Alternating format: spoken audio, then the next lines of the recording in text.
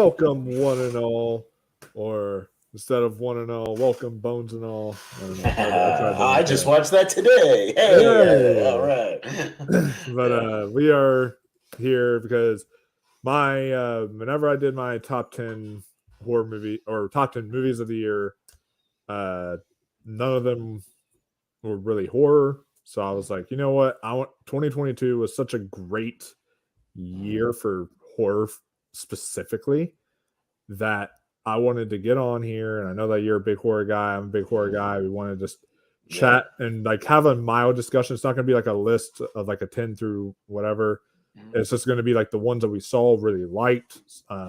Maybe some I've seen that he hasn't, some that he's seen Sure. that I haven't. Back and forth, and just kind of talk about why we like them. And some of these will be in spoiler details. Some of these won't.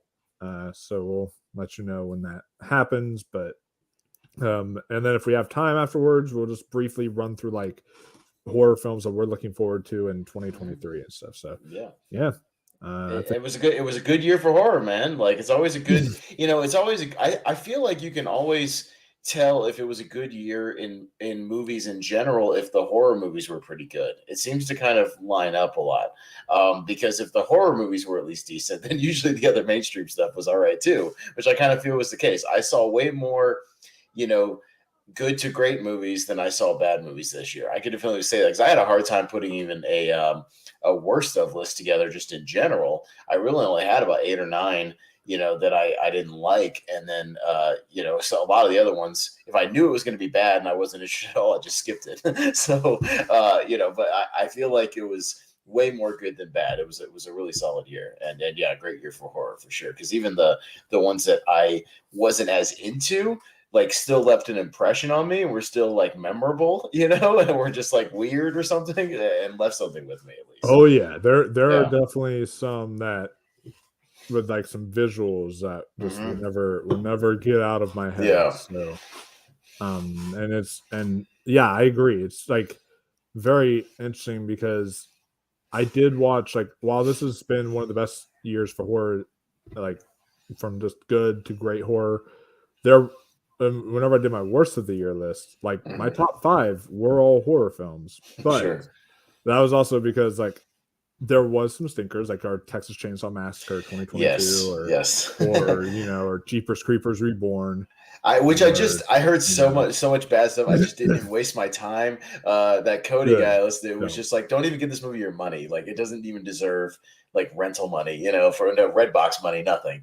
And yeah, so I didn't see that, so I didn't bother with that. Yeah, the Netflix Texas Chainsaw Massacre was terrible, and and I'll defend most Texas Chainsaw movies, but like I can't defend that movie for yeah. sure. So like, yeah, I feel like let's get the bad out of the way, and then we'll talk good, and then like, and yeah, and I did not like Bodies, Bodies, Bodies. I thought that movie was really stupid. Oh Like man. I don't like that movie at all. I think people are just like, oh no, it's supposed to be this, that, and the other. No, I just was annoyed. I was so annoyed by that movie. It felt like a boomer writing a how Gen Z is supposed to talk, and every character was unlikable, and I hated Uh, that movie. I was so so mad. so I this is gonna be fun because Yeah, we're gonna have a debate. But which speaking of debate, I'm not allowing. I told Austin this ahead of time. yeah, we're not doing We're Halloween not Ends again. allowing Halloween ends. We've already had a debate about that. You guys can go watch our Halloween Go stream back to if that show. you because I'm sick of talking about Halloween ends. Yeah. But um,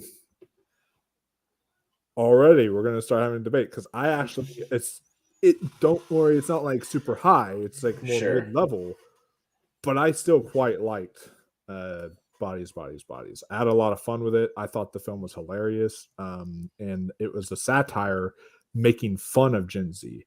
Like that's the thing. Here's the thing. I Is don't think it was. I think people are doing that to defend it, and I don't think it was. I think these characters in this movie are genuinely doing what they're doing, and I don't think that movie's as smart as people think it is. I really don't think, because I figured out exactly what happened 20 minutes in. Like once the first death happened, I knew exactly what it was, and I was just waiting for them to reveal it.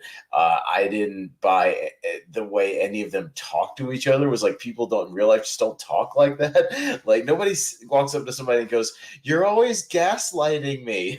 Nobody talks like that. Nobody does. Like, Well, sorry. to be fair, you're like, and I'm like on the border of millennial and Gen Z, but you're like full on millennial. Yes. Maybe that's like just that kind of like you have that feeling towards them, like, well, no one, well, or you have that feeling as a millennial, like, well, no one talks like that.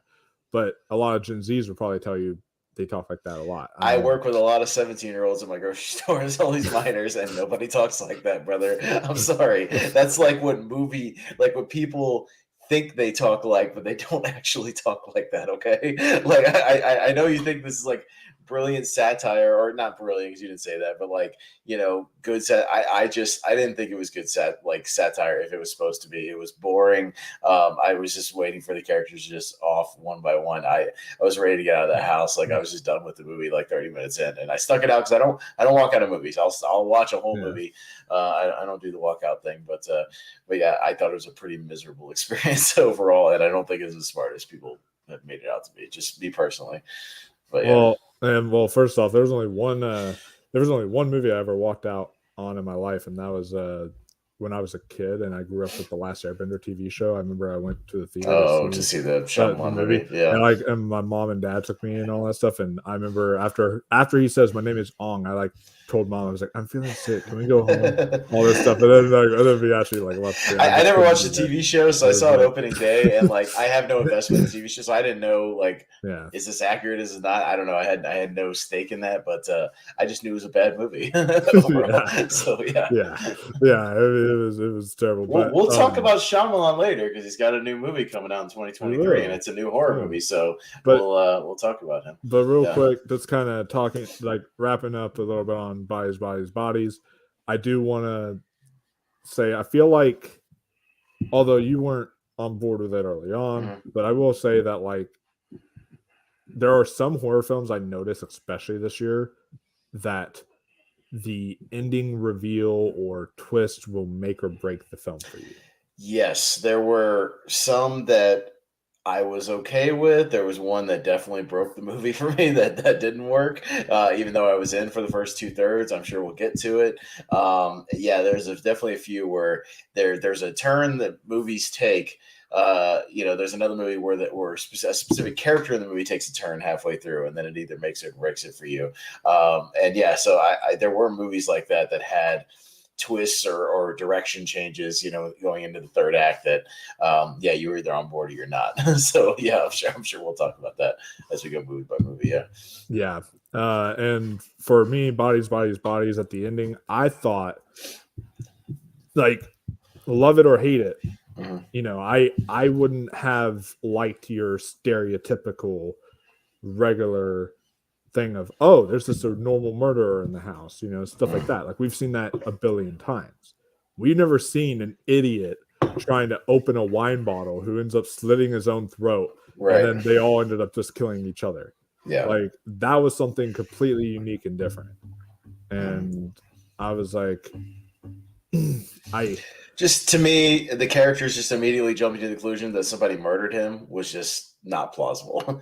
That would not be my first thought, that somebody deliberately came to this party and murdered him. Like do a little more investigation before you start killing each other, and accusing everybody of murder. Like, even from the premise, I was just like, you guys are jumping some logic leaps and bounds that I just can't. Some Halloween Ends logic leaps and bounds that I can't jump on board with. So yeah, I don't know.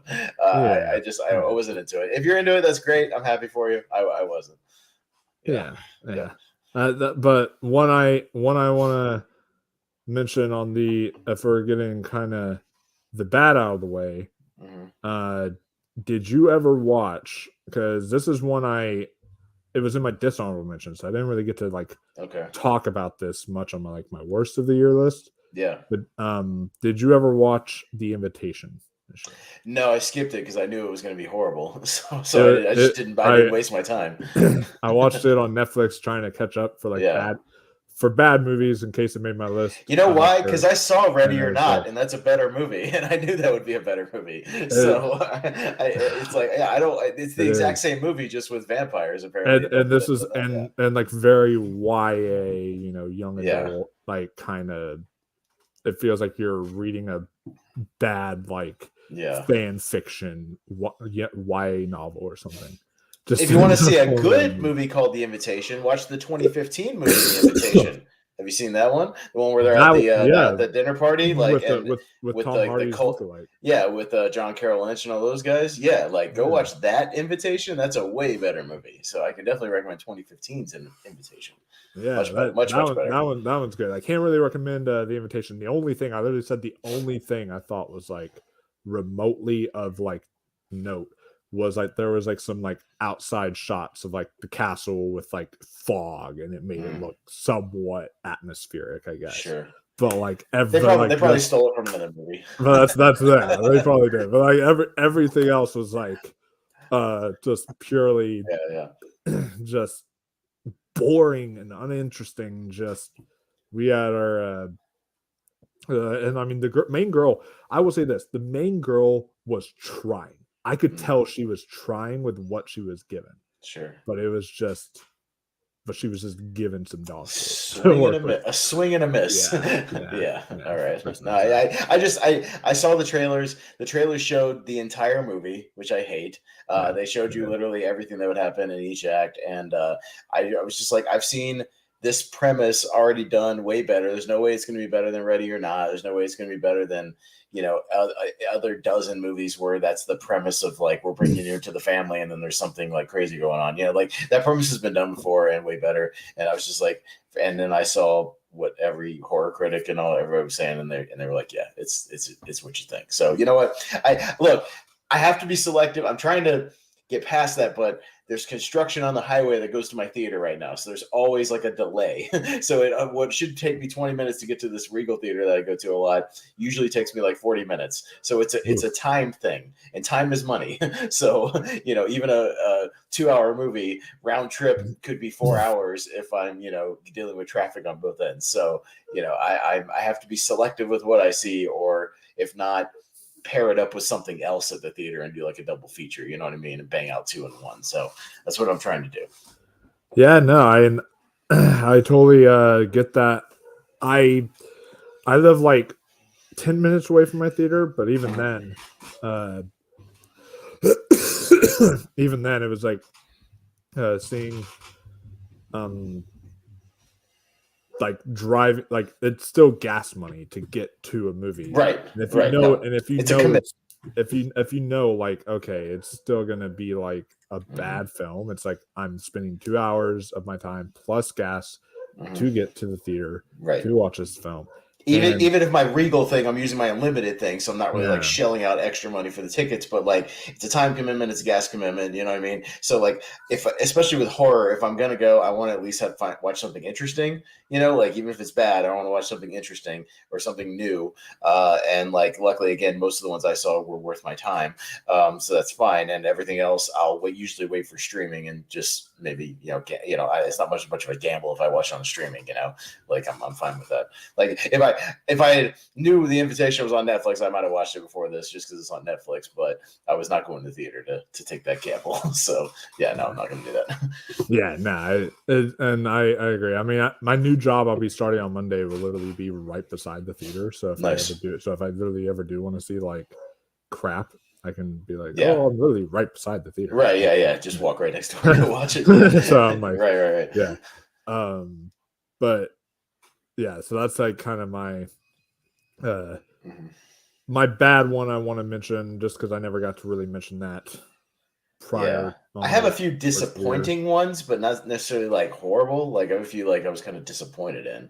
I don't know if you want to category something like that. I do too. Yeah, we can kind of go through like the ones that are like we'll go through like the not bad but like below average ones, and then we can go to like the, you know, average ones, the ones that were okay, and then the really good stuff. Great, yeah. Stuff like okay, yeah, we'll work our way up. We'll make you wait for those good ones. Yeah, build up anticipation. All right, yeah. So what you got? I will start with VHS 99.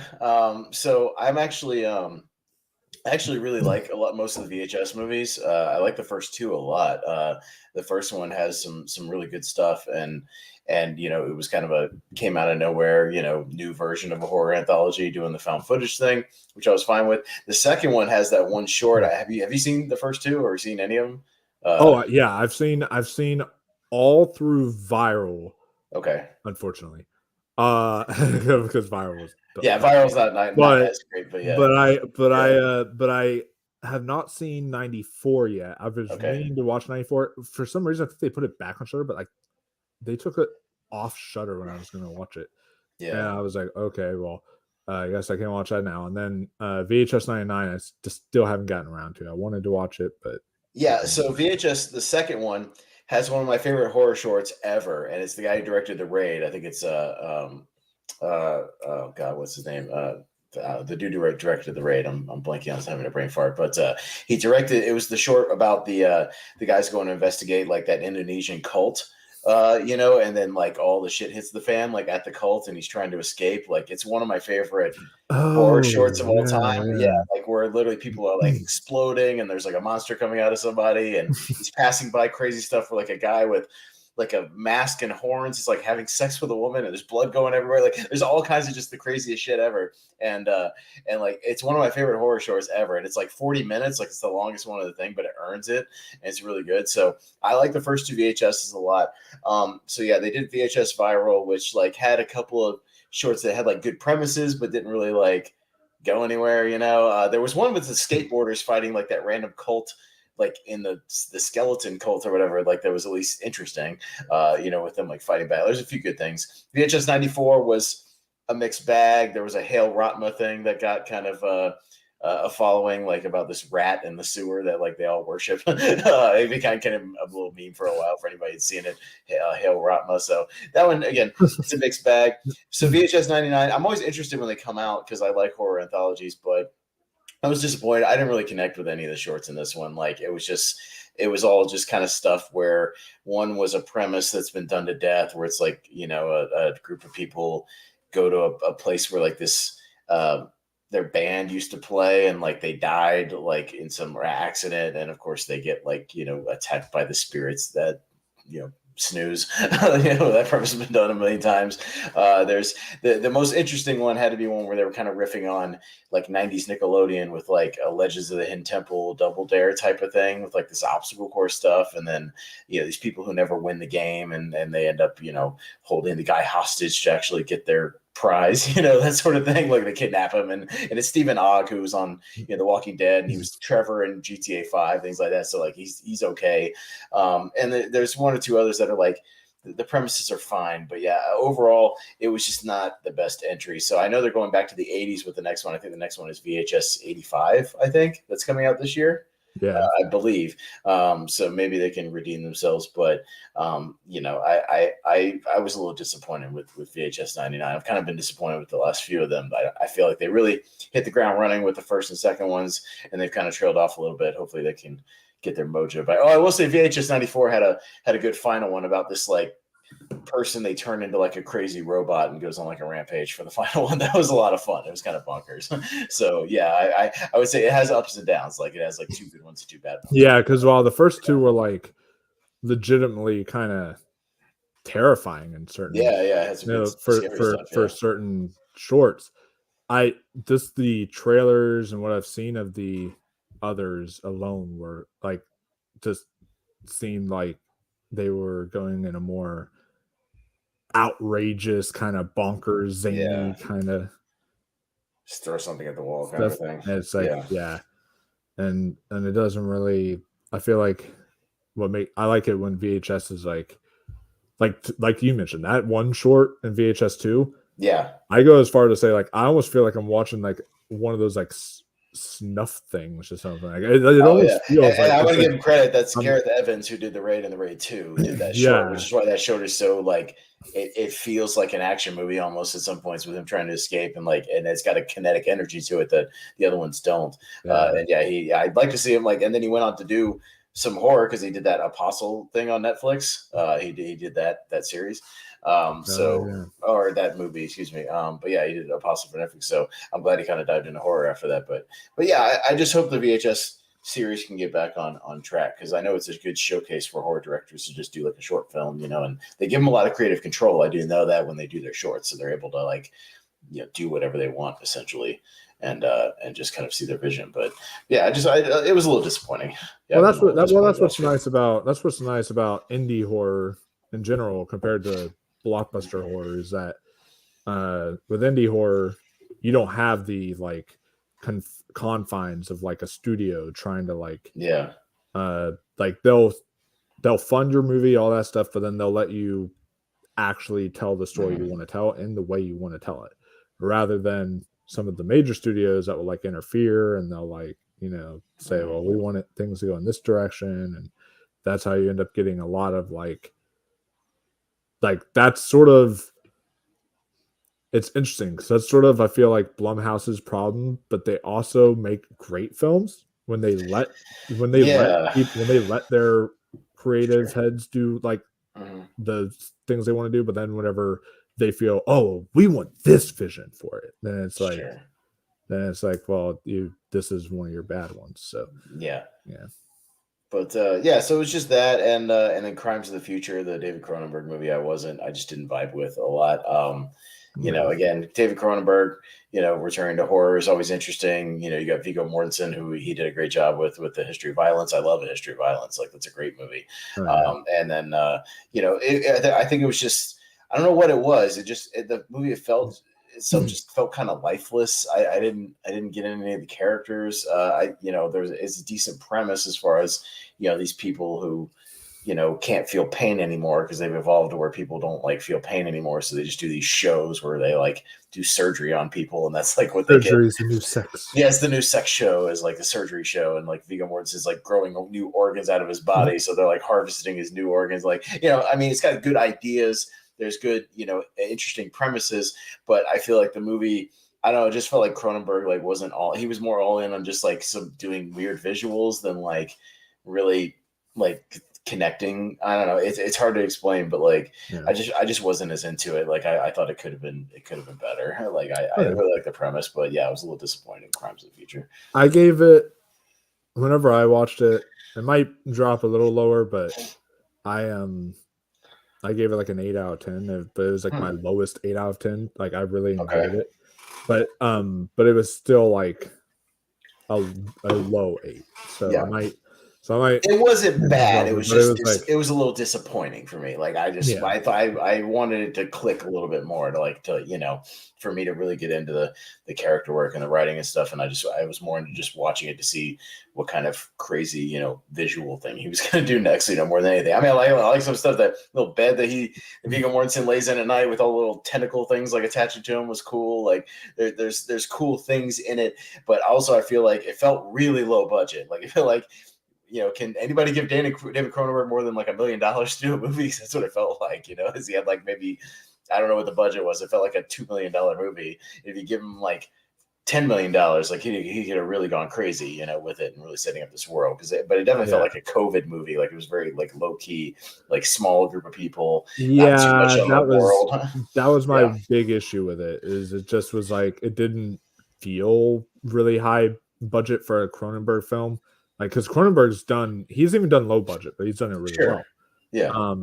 But it's just like, I feel like it was like even lower of a budget, like even lower than what he's used to. So, but I just love the technical aspects of it, and I thought I was like very happy when the Oscars announced their short lists. Yeah, it's not going to get nominated, but the fact that it was on the short list for makeup, I was like, okay, that's pretty cool, because the ear person alone was like, worthy of the. Oh yeah, no, the weird ear guy doing the dance, and he's like dancing all over the place. Yeah, I mean, again, there's weird stuff that I would have liked to explore this world a little bit more, and I feel like we only got these like quick glimpses of things, and I would like to expand like, what else are people doing? I want to see more of those people, like who are like these weird people, mutant people that are running around, with extra body parts and stuff. Like, let's see a guy with like 10 arms running around. Like, I don't know, let's go crazy. Let's have a little fun with that.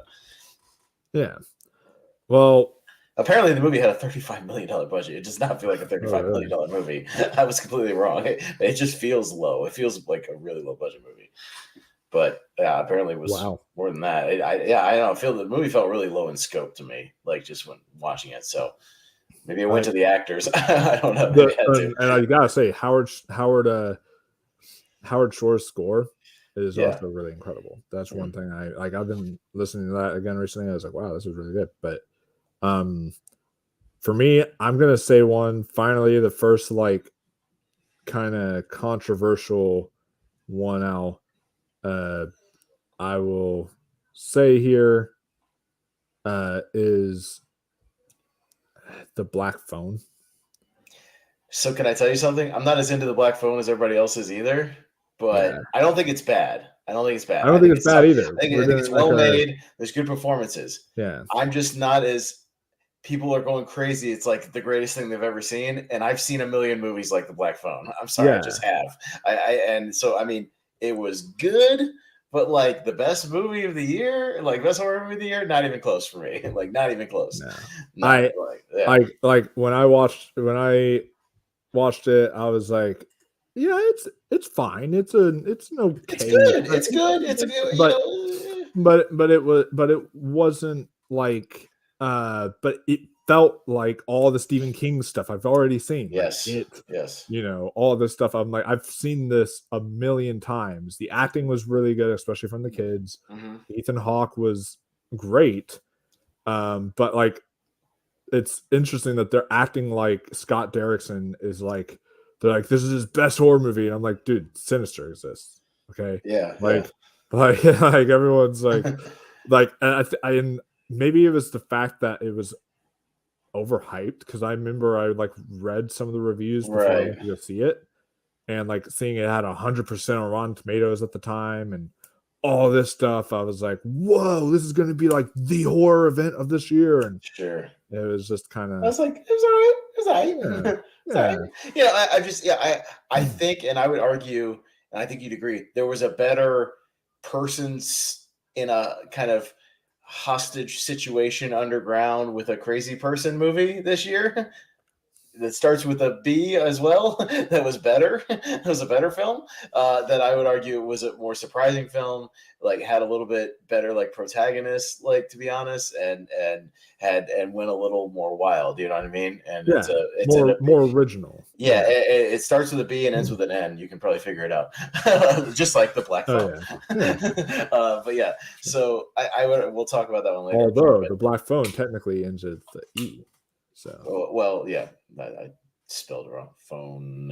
Yeah. Anyways, I was close. yeah, I was trying to make a thing there okay. that didn't have anything Yeah, together. But yeah, I mean, I mean, again, I think it was the other case was there was a lot of movies that maybe weren't the best movies, but had really good performances at the center of them. yeah, And I thought, yeah, like Ethan Hawke was great. Like, don't I thought he was excellent. Like, he got really into character. He, every scene with him is dynamite. But like, I felt like I had seen the movie already because they ran the trailer into the ground because remember it got delayed. So like I saw the trailer 8,000 times before the movie originally came out. Then they delayed it 6 months and I saw the trailer again a month before another 8,000 times. Like before I was so sick of the Black Phone. I didn't even see it in the theater. It's like, I'm not going to watch this movie I've seen 100 times with the trailer. And I ended up just watching it on Peacock or yeah, whatever it was. Yeah. So like, again, it was good. It was good. It was fine. Like it was yeah. not a bad horror movie at all. I've just seen 100 movies exactly like the Black Phone. So it just didn't work for me. Yeah. And oh yeah, my buddy Nolan mentions one that I forgot to mention in the bad. Apparently, Daily Wire, the conservative news outlet, they Oh, are okay. Yeah, trying to they're do making movies they're now. starting to make movies, and Shut In was like one of their free ones on YouTube, and I was like, oh, why not? I guess I'll watch it. And him and I watched it online together, and then we were just like kind of making fun of it the whole way through. But Yeah. that's It's the guy another who thing. directed like Disturbia, right? DJ Caruso. Yeah, I think so. Yeah, yeah, okay. It was like, it was just kind of felt very bland, Yeah. um, but yeah, as far as the kind of just, it's an okay kind of thing was, for me, that was the Black Phone. Another one another couple of them I want to mention is, is one is, have you heard of The Sadness? I've heard about it. I've not seen it. So people were telling me going into this, they were like saying, you gotta watch it. It's the most fucked up movie ever made. Literally the number one most fucked up movie in all of cinema history. And I'm just like, and I'm like, you're talking to, right? Yeah, like I've seen some messed up horror movies. Like, yeah, I mean, you're talking to a person who's seen a Serbian film, who's seen the Human Centipede films, who's seen, I mean, any number of like crazy things you get recommended for the most bonkers like horror movie of all time. Yeah, like relax. Like that's another theme I want to throw out there real quick. I felt like there was movies that the general audience, like casual horror fans, went over the moon for, and then like hardcore horror fans were like, yeah, it was good. Yeah. Like because like we've seen nutty, crazy horror films, be like, you want to see nutty, I'll show you nutty. You know what I mean? Like I'll show you something crazier. And the casual people, it was like my casual thing of, and it's not for every, and I know we're not going to talk about it, I'm just saying, I found that a lot of people who really loved Halloween Ends were like not big fans of Halloween. And then like the people who loved Halloween like did not like Halloween. So it was like one of those things to where some of these other ones like The Black Phone, it was like all these casual horror fans who have not seen a lot were probably like, oh wow, that was so great and amazing. And I'm like, yeah, I've seen movies exactly like that. It was fine. So yeah. I thought that was kind of a theme this year too. And that was sort of like the sadness with me, like, because I watched it, and sure, it has fucked up sequences. I'm not gonna lie, like there's definitely some things in there that's like, oh, okay, that's kind of disturbing.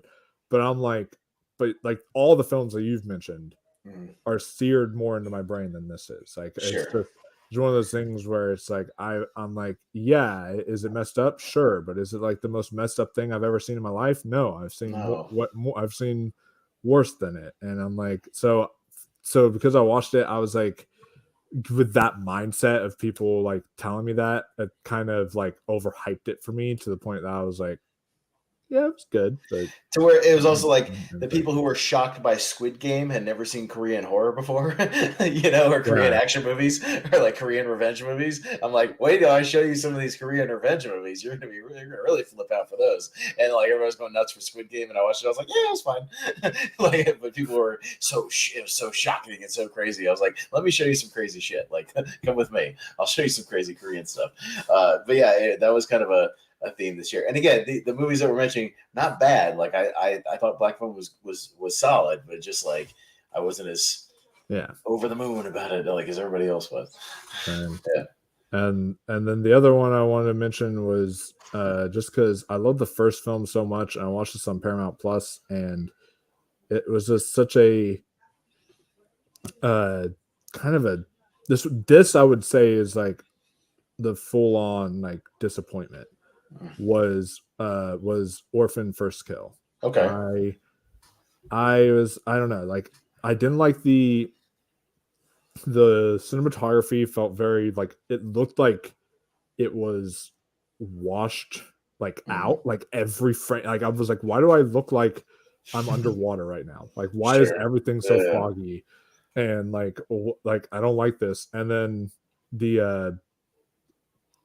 also, she's always great, Isabel Fuhrman, but like, I don't know. They tried to do this whole de-aging technique, and it just didn't really work. Like she still, to me, looked like she's definitely more trying to be. It's weird them doing it. If they were going to do a prequel, they should have done it like 2 or 3 years after, when she was still like maybe 16 or something, and now she's like what, 25 or something like that, and they're trying to make it look like she's still 12. It's very strange. I mean, she still has a baby face, so like they can do what they can with makeup and stuff to try to do their thing, but yeah, it's like, no, she's clearly like an adult now. Like she's full on adult. It was strange. But this was a case where I thought that the character turn, the twist, I rolled with it because it was something different, and like I didn't see it coming.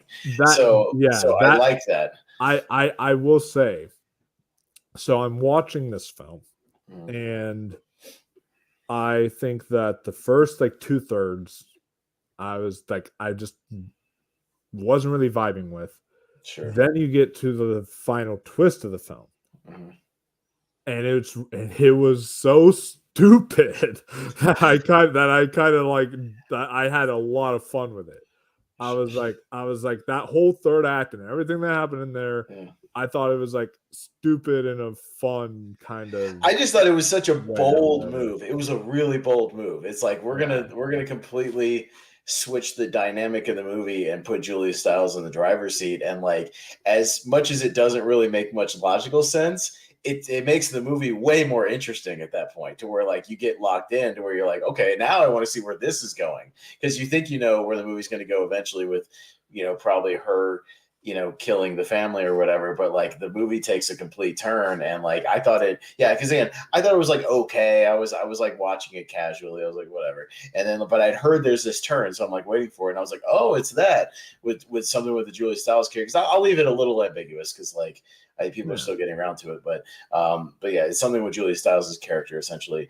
And yeah, I rolled with it because I was like, well, that's a bold move. Like it doesn't make a whole lot of sense, but at the same time, okay, you just made the movie a couple of notches more interesting. Now I'm a little more invested. So I was at least a little more invested at that point to get to the end and see where it ends up. So I'll say that. Yeah. Yeah. I agree. It definitely saved the movie for me. The like last like third act of it.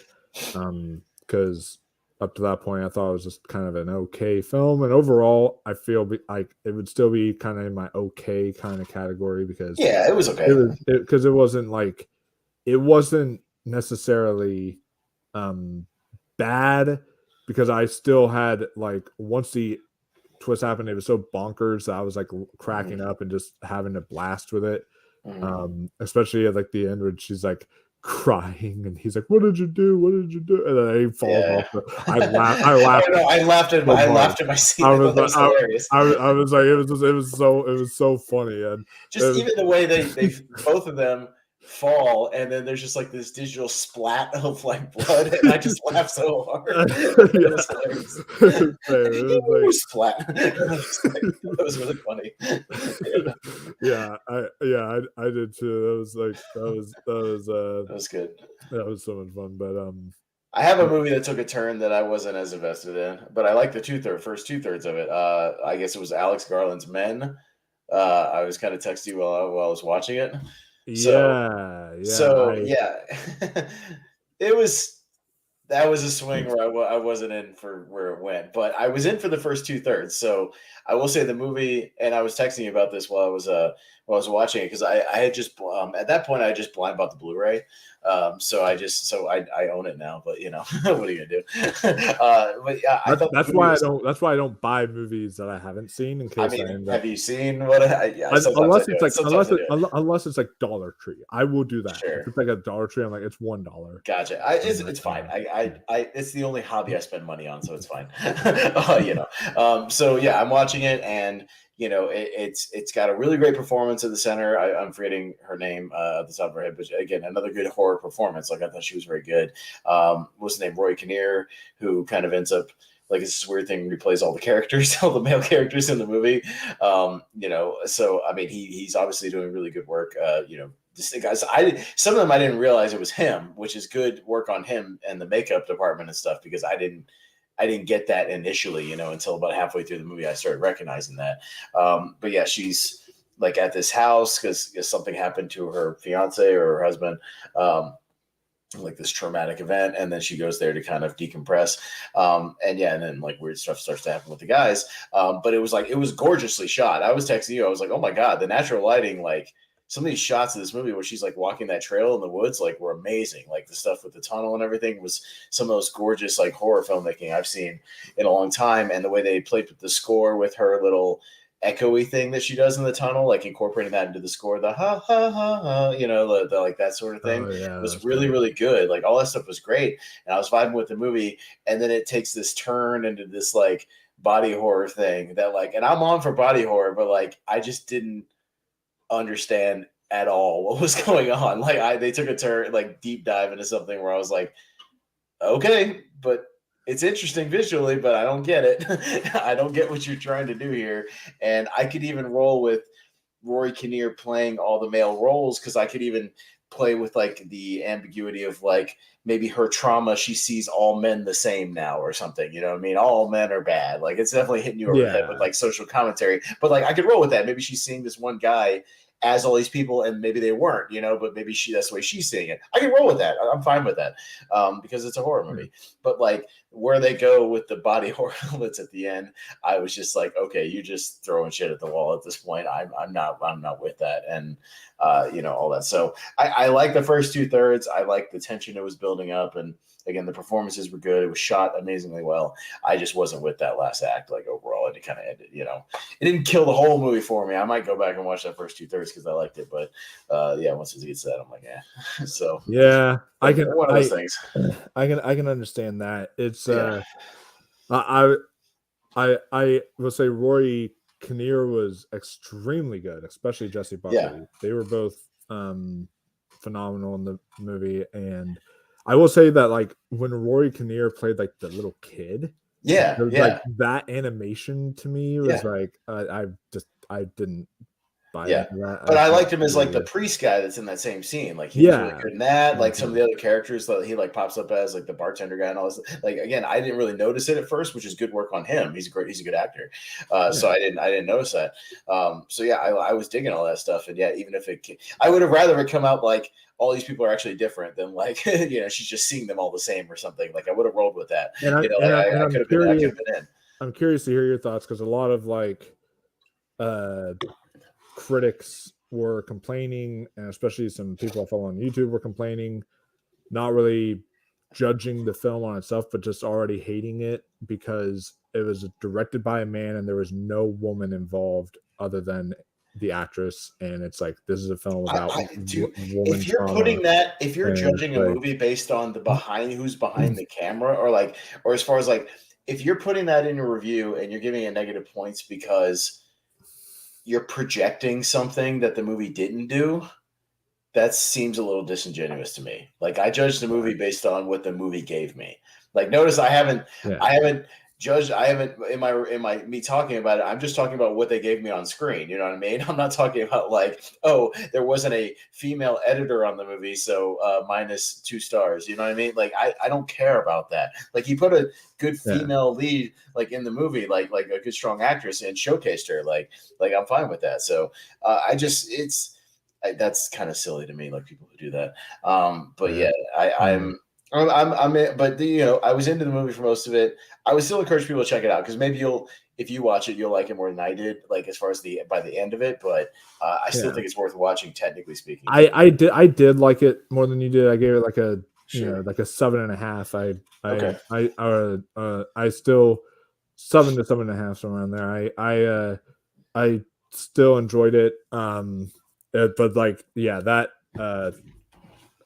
I think it was just because it was just so weird. But I love Yeah. weird that like I guess I was There like was a lot of weird. There was a lot of weird yeah, this year, and we're still talking about and weird movies. Trust me. Like there's a lot of weird. my letterbox review is because as everyone knows on the channel I'm in the LG I'm pansexual, but I was telling I put a letterbox review saying that like I was like fuck this movie almost turned me straight because it was like because of Sure. the ending I was like oh shit Oh okay I was yeah. like no I don't need that so No, it's all good.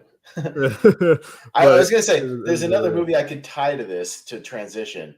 There yeah was another movie that went to some weird places with a female lead that I liked a little bit more. It's a movie called Resurrection with Rebecca Hall. I Did you still see want it? to see that. Okay.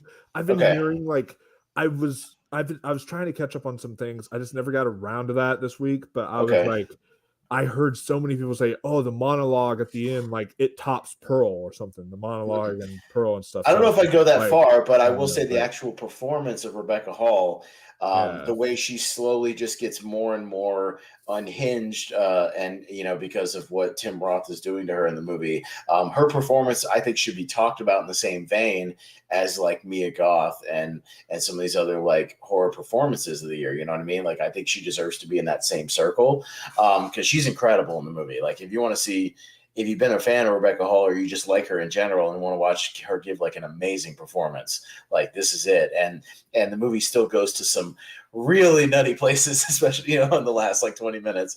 But the basic premise is, I won't spoil too much because not many people have seen it yet. It's a Shudder movie. But it's basically she's living with her daughter. She's kind of a single mom, and her daughter's about to go off to college, and she's very like overprotective, kind of helicopter mom. And the daughter, just wants to go off to college and kind of, fly free.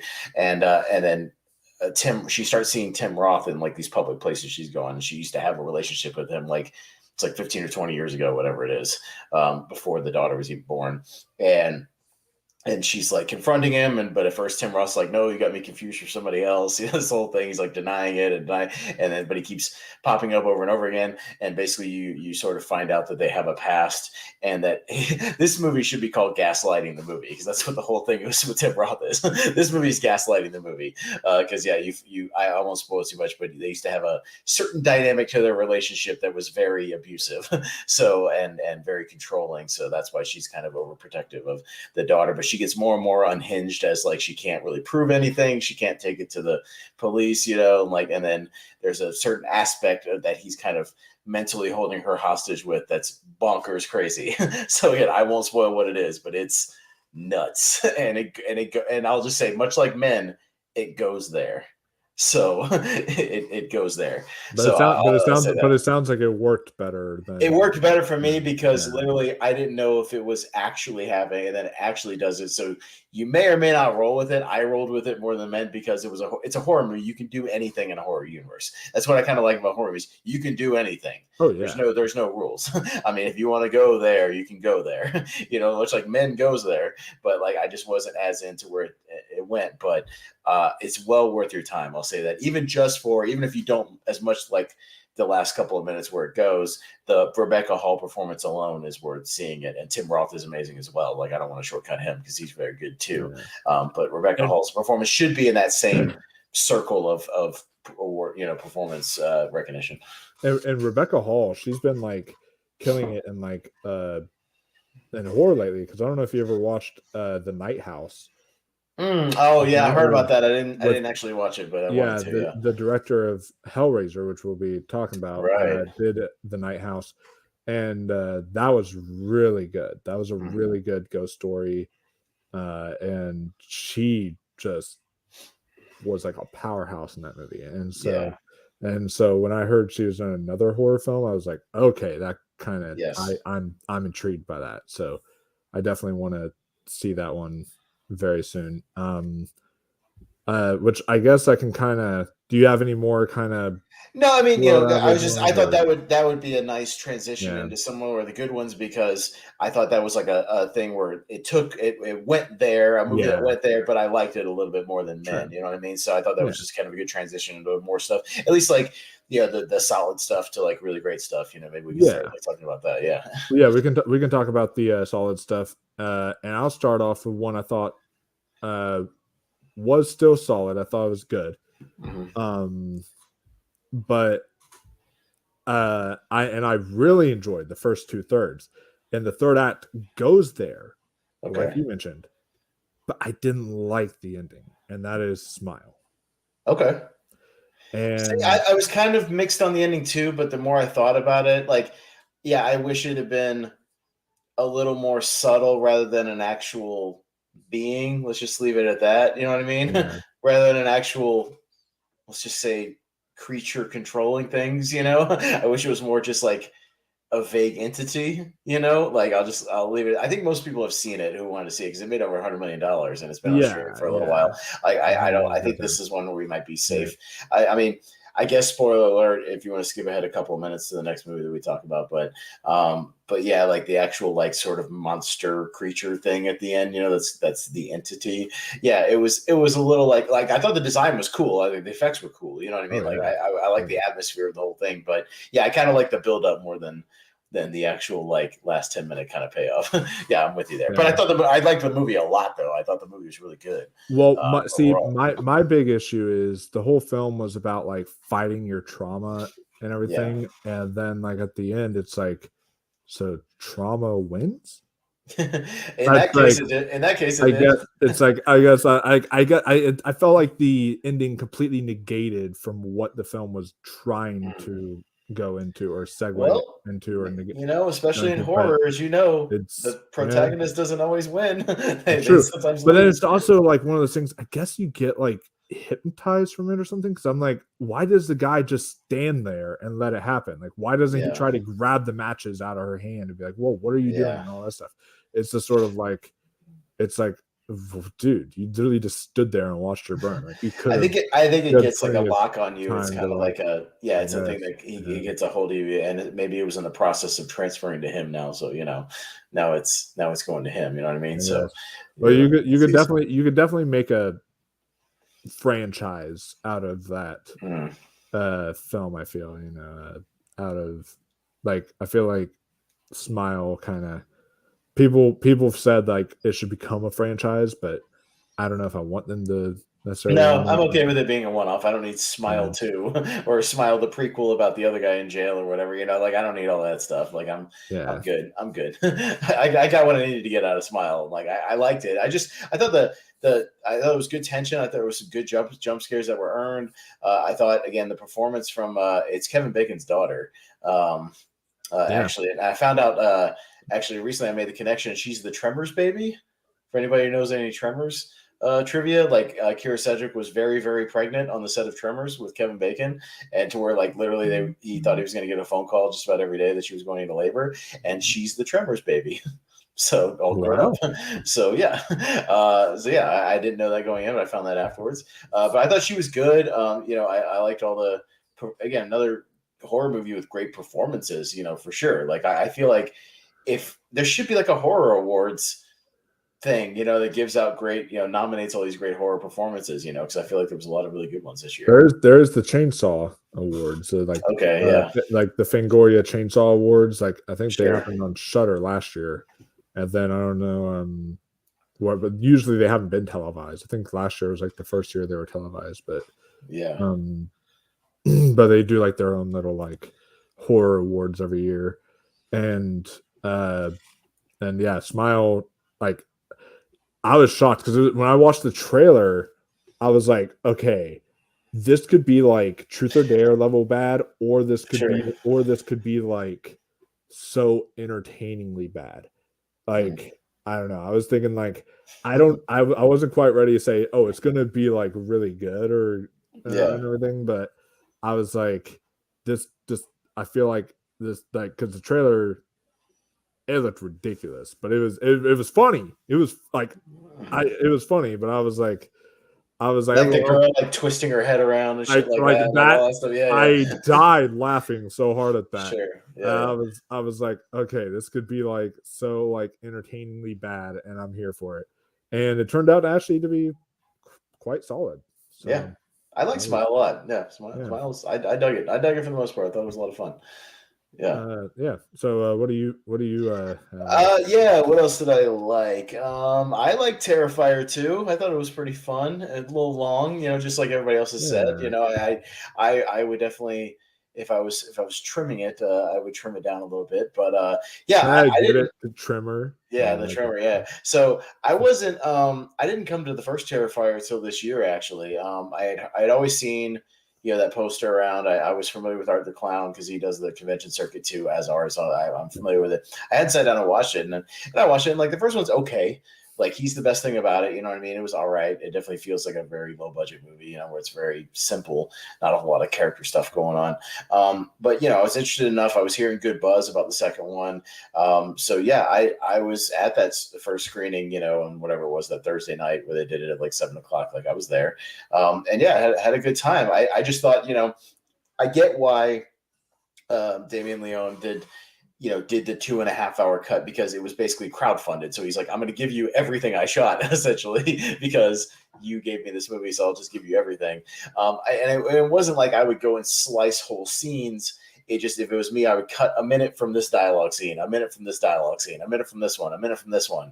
I just felt that there was dialogue scenes and just stuff that went on a minute or two too long, throughout the movie, I would just trim those a little bit back, and then you still keep the same essential movie, but just get it under 2 hours. But overall, like, I mean, it was unique. The movie looks great for having like a $250,000 budget or whatever. It looks amazing. Like, I thought the color palettes and everything was great. Some of the designs of everything was cool. Like, all that stuff at the carnival at the end is great.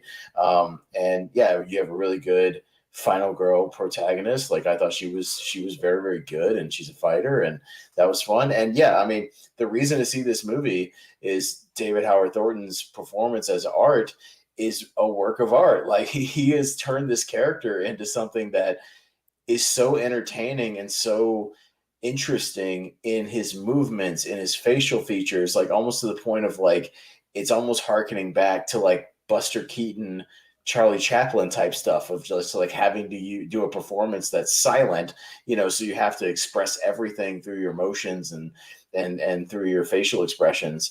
And I just think he's awesome. Like, I could watch him, I don't get me wrong. Like, so I don't think, like, I'm not going to rewatch it a lot, but when I do, I mean, I supported the movie. I got the Steelbook Walmart Blu-ray, you know what I mean? I'm in with it. I will be there opening day for Terrifier 3. But like, if I was to watch it again, I might be fast forwarding to like the art scenes, just that, you know what I mean? Just watching like an art cut essentially.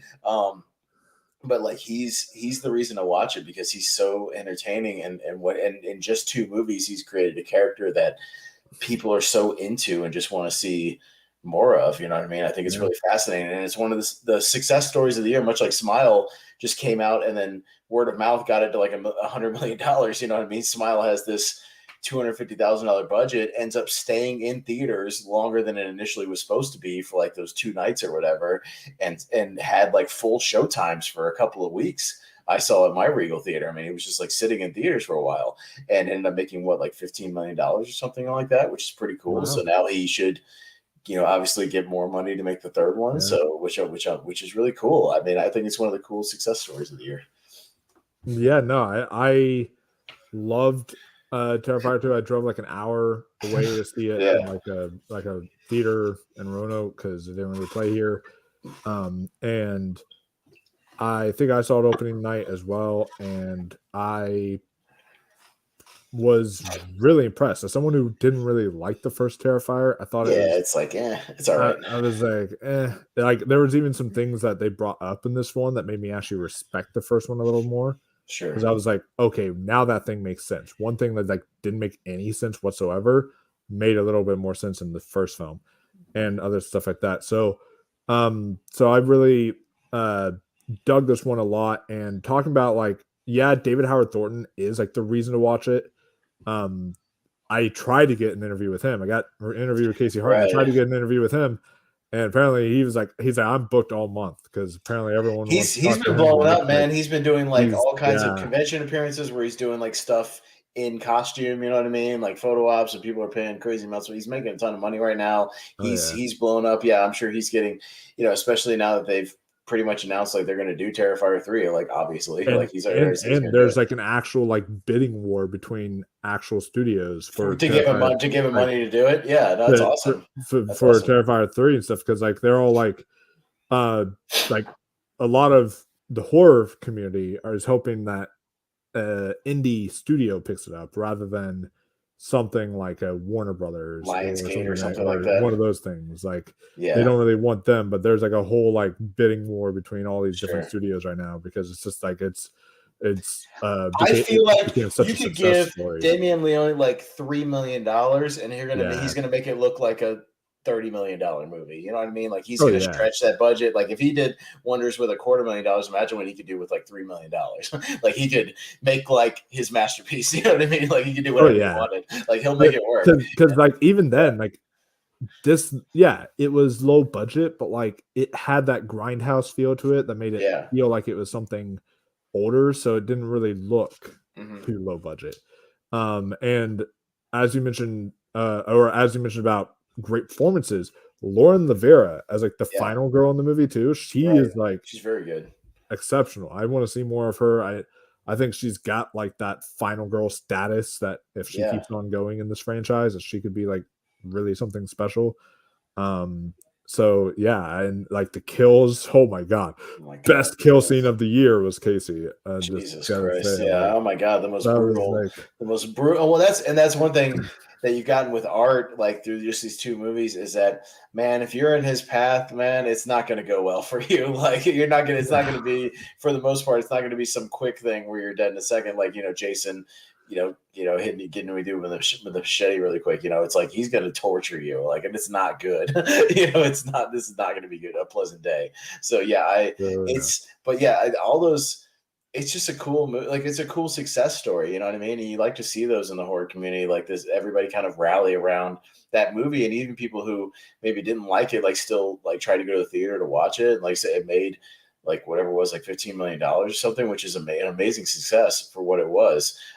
Just seeing it in theaters for a couple of weeks. So that was really, really cool. And I'm definitely excited to see him, you know, if he said he's going to just polish off I don't know if it's just going to be a trilogy. We'll see how much this makes, and he might, keep going. We'll see. But I know he said it's at least going to be a trilogy. So I'm looking forward to Terrifier 3 whenever that does happen. I feel like it'll probably be 2 or 3 years from now. But yeah, we'll see what happens. Yeah, I'm I I'm in. agree. I'm in I agree. I'm all in now. He's won me over with Terrifier.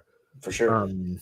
And I remember I was like, unfortunately, October was a bad point because I had my car accident, stuff like that. But Yeah. I was going to actually buy tickets to go to this, like, because it was only like 6 hours away, this like convention that had Damien Leone, David Howard Thornton, and Lauren Lavera, and the actor Elliot Fullman, who played like her brother. Yeah. And they're like, all four of them were going to be there, as well as Sure. many other horror icons. And I was like, oh, I was going to go there. And apparently David Howard Thornton was like, he was taking full on costumed photos with people. Yeah, no, that's what I'm saying. Like all the conventions have like, been doing these things where they've been getting makeup artists at the thing to yeah, how you can do like the professional photo ops, like but you have to pay extra for those. But yeah, he's been doing them in full regalia, you know what I mean? So that's cool. And he's been doing that for a while. It's just now that Terrifier 2 is out, he would do it just based on the original one. But now that Terrifier 2 is kind of blown up and really made a splash, yeah, those guys have been blown up. So yeah, it's cool, man. I can't wait to see what they do next. Like I'm all in. Now I've got two others I want to mention. One you might have seen, one I don't think you've seen. Okay. And have you seen Fresh with Sebastian Stan? Heard about it. I haven't seen it. Yeah, I'm aware of it. Okay. Yeah. But it just came on my radar because of a podcast or something like a week ago, so I didn't get a chance to get around to it. Yeah. Yeah, that one was really solid. I really enjoyed it. Sebastian Stan like gives like a Christian Bale American Psycho kind of creep performance. I'm like, this dude is like full on creep. Daisy Edgar Jones is like great in this film, and this film gets nasty. Because it's about this girl who kind of she meets this guy and he invites her over for dinner, and then it's like online dating gone wrong. So you meet through like an online dating thing, and then he like captures her, and then it's like this whole thing where like he's been bringing all these other women to his house, and he like will he'll cook them up and all this stuff, and it's like this so like that's like the basic premise. They even mentioned that in the trailer, so it's not much of a spoiler. It's like a cannibalistic kind of thing. But yeah, this film is like this film was fun, it was wild, it was crazy, kind of like unpredictable. And it's one of those films that like I've noticed this with a few films lately where like you got 25 minutes in and then the opening like credits of the film start. Right. Or like or something like that, where you're like 25, 30 minutes into the film and then the opening credits started. You're like, whoa, okay, this is like that was the longest. Or if you're RRR, you get like an hour into the movie and then RRR comes on the screen. Yeah, exactly. Something like that. Yeah.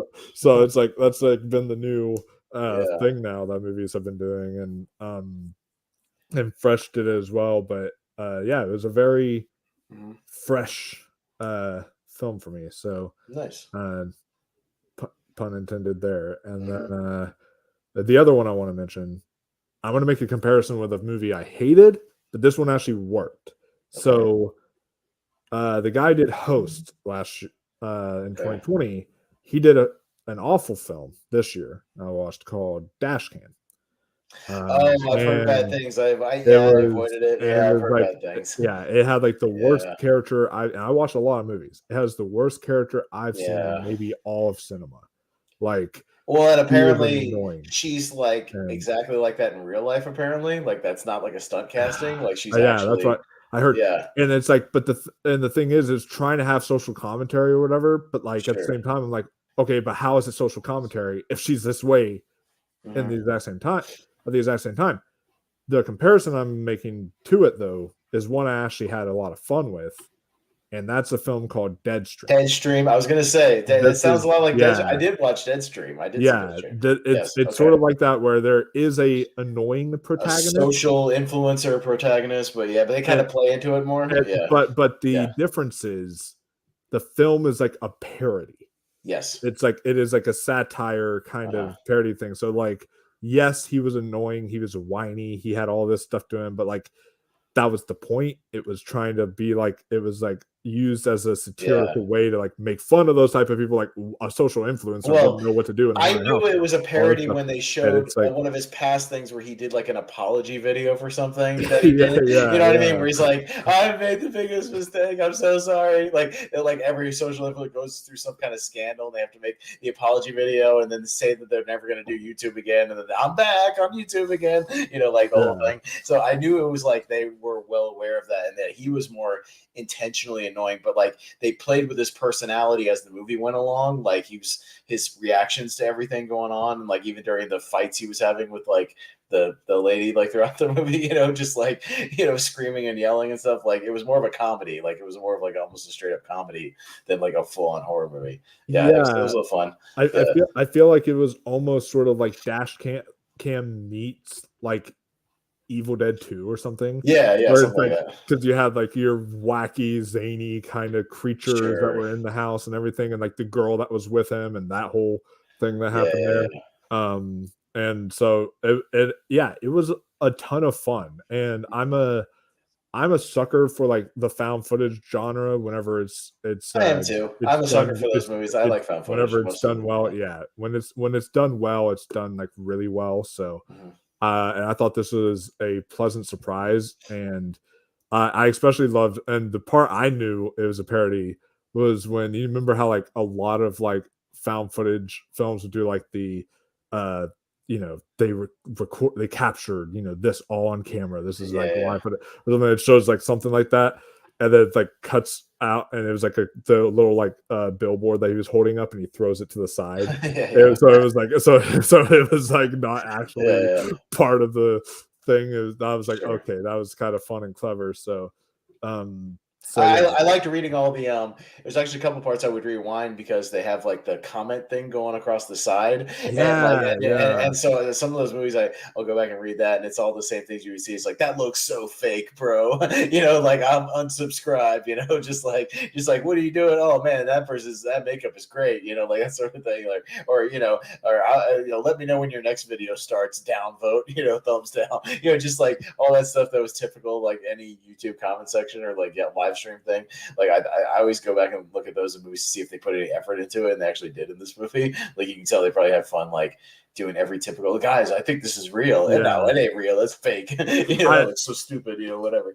Yeah, I because like I was trying to like watch it and look at that, and Mhm. sometimes it can be distracting, but like I Sure. was still engaged in the film. I was looking Yeah, at yeah, that. yeah. Like with Dashcam, they did the same thing where they had like the The live the stream the, thing. the like the people commenting on it. And I Yeah. literally was like, I hated watching her so much. I just tried to focus on what people were saying.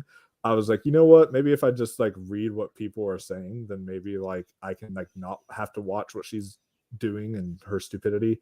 So Mhm. so but with this, it was like I was enjoying the actual like comments part of it, while also and like the social commentary of it, and also the whole like just fun, you know, Yeah. throwback to certain uh like older horror films. So Yeah, yeah. yeah, Deadstream is definitely one. It's on Shutter. Mhm. I will say that for because because Jordan says never heard of some of these. Need to check out Fresh. Fresh is on Hulu, Yes. and then Deadstream is on Shudder. Shudder. So if you want to see those, and they're both on the services. So yeah. No, a bunch of these were on streaming services. Yeah, they were pretty. Yeah, and a lot of them going straight to services that were pretty good. Yeah, speaking of Hulu, yeah, me and you, yeah, you mentioned Hatching, so I watched that over the last 2 days. I watched it too. Yeah, it's a Finnish horror movie, a Finland horror movie. Yeah, about a girl who there's like a dead bird, but it had a egg inside, and she takes care of the egg, and it turns into a big bird monster. So yeah, and then it kind of becomes kind of some human body horror too and stuff. And yeah, that was another one that was it's not going to make my best of list, but it was wonderfully weird. There was a lot of wonderfully weird movies, this year, and I was into it for the most part. I kind of think they kind of knew what they were, so they're having a little fun with it. And I gotta say, and I mean this in like a good way too, not as like a bad thing, but like, that movie grossed me out. Like, yeah, it was like, gross. Oh my god, when the bird was eating her, when first time she vomits and the bird goes over and starts like eating the that was gross. Yeah, that part she's throwing up bird seed in her hand and like feeding it to the bird. I was like, oh, that's gross. Like, I don't like that. It's disgusting. Like, and I love that it was all practical effects. Like, the bird was practical. Yeah, it was a cool design. It all looked really cool. It all looked really good. But it was it was like one of those things where like I like I talked about, like, I can do a lot of like stuff with horror, but like mouth stuff and eye stuff I'm not into. So when like a character vomits something out or something like that, I'm like, me personally, it's like I can watch none of these horror stuff. I don't like surgery scenes. I can't do like surgery gore, which is like, I love the Saw movies, but every time they do the scene in Saw 3 where they have to drill into his head, like, and then do the brain surgery, I'm like, oh, I can't watch surgery scenes. Like, I can't do that. Or like, we'll talk about, we might talk about Bones and all in a second, but like anything that's like more, it's not like kill gore. It's like real, like flesh. I don't know. It's hard to explain, but like, it's more not like over the top stuff. Like, I can deal with the over the top stuff, like Terrifier 2, like I can watch that. It doesn't really bother me. I mean, like even that scene, like it was gnarly, but like it's just horror movie gore. I can handle that. It's like more realistic, like I said, like surgery style stuff. Like I can't handle. Like not that I can't watch it, but I'm just like, oh, that makes me squirm more than other stuff. Yeah. No, I agree, and it's just. Like, to me, the two things that make me squirm the most in horror is if someone's either putting something in or taking something out of their eye. Their eyes, yeah. So don't ever watch Italian horror. so like I've seen some of that. Even like the Evil Dead Rise trailer just happened. Like, she's sticking the needle close to the person's eye or whatever, or like her finger close into the person's eye. I was like, oh god, no. I was doing that. I was like, I can't do that. And then like when what was the movie where the girl was like in the mirror and she was like pulling a hair, like a string out of her eye? What was that? I know what you're talking about. Oh, there was some movie it was like it was like a generic horror movie where somebody was like pulling like string out of their eye, and it like weirded me out. Scary Stories to Tell in the Dark or something. Something like that. Yeah, whatever it was. I'll have to look it up and see. Yeah, it was something like that. And then I think the thing that started my mouth like thing where I can't handle my mouth stuff was when I watched The Ring for the first time, and she's pulling that long hair out of her mouth, and she's like gagging. She's like going doing that as she's pointing. I was like, oh god. No, I'm good. No, thank you. So like those type of stuff to me is like what I really can't handle that much in horror. But and those are the things that get me. So some of the like that kind of stuff, her vomiting and then the bird is like no, I'm good. So don't ever watch like Dario Argento or Giallo horror movies because they seem to have a fascination with people getting like impaled in the eye. I've been trying to get into Giallo horror, and I try to. It's not really my bag. I'm not there yet. I like a few of them. I love Suspiria and I love Tenebrae, but I love Demons. Demons is a lot of fun. Yeah, Demons I still need to see. That's one. Demons is a lot of fun because that's more like a infected zombie movie kind of thing, and it's a party movie. It's a lot of fun. I think you'd like it. But really slow burn, like atmospheric Italian horror, like dreamy horror. Italian. I'm not there yet. I'm trying, but I'm not quite there yet. I'm getting there. I get it. But talking about Hulu, Yes. there is another one real quick on the kind of like, but didn't love, but still liked ones I want to mention called American Carnage. I watched this one this week to Okay. catch up. I was like, she, I she's like the it girl in Hollywood. I've seen all four of her other horror properties. I'm not well, okay, I am counting in this case Studio 666, but that was some bullshit what they did to her. And then you would probably know who I'm talking about Jenna now, Ortega. Yeah. which is my celebrity crush, Jenna Ortega. And I was like, hey, this is like Mm. this is the fifth one that came out with Jenna Ortega this year alone, like horror wise. Yeah. Like, that's crazy. Like She was she's in busy. five things, Yeah. 5 horror properties alone in 2022. And I was like, this is the fifth one I haven't seen. So I was like, why not? I'll go check it out. And it was actually really fun. So the film is like about these like this governor who like issues an arrest on these children of like undocumented immigrants. Mm-hmm. And in order for their like sentences to be dropped, they decide to like go to an elderly home and take care of some like elderly people there or whatever. Yeah. And while they're in there, you find out, I'm not gonna spoil it, but you find out some like crazy stuff, and it gets kind of wild and bonkers, and it doesn't always work, but it's still, for the most part it does. And I had a fun time with it. And of course Jen Ortega was great, as she always is right now. And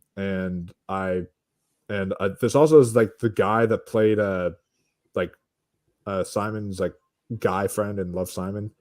Too, that actor. I don't know his name that much, but yeah. So it's got an interesting cast of people, and they all did really well. And the music in here is like those like kind of synth, kind of like old fashioned like kind of. And because it takes place in like one of those old kind of homes, it almost had like a Dream Warriors vibe a bit with like the tone of it and everything. So yeah, it's that one's definitely a fun one. I recommend. Okay. It's on Hulu. You can just check it out. Nice.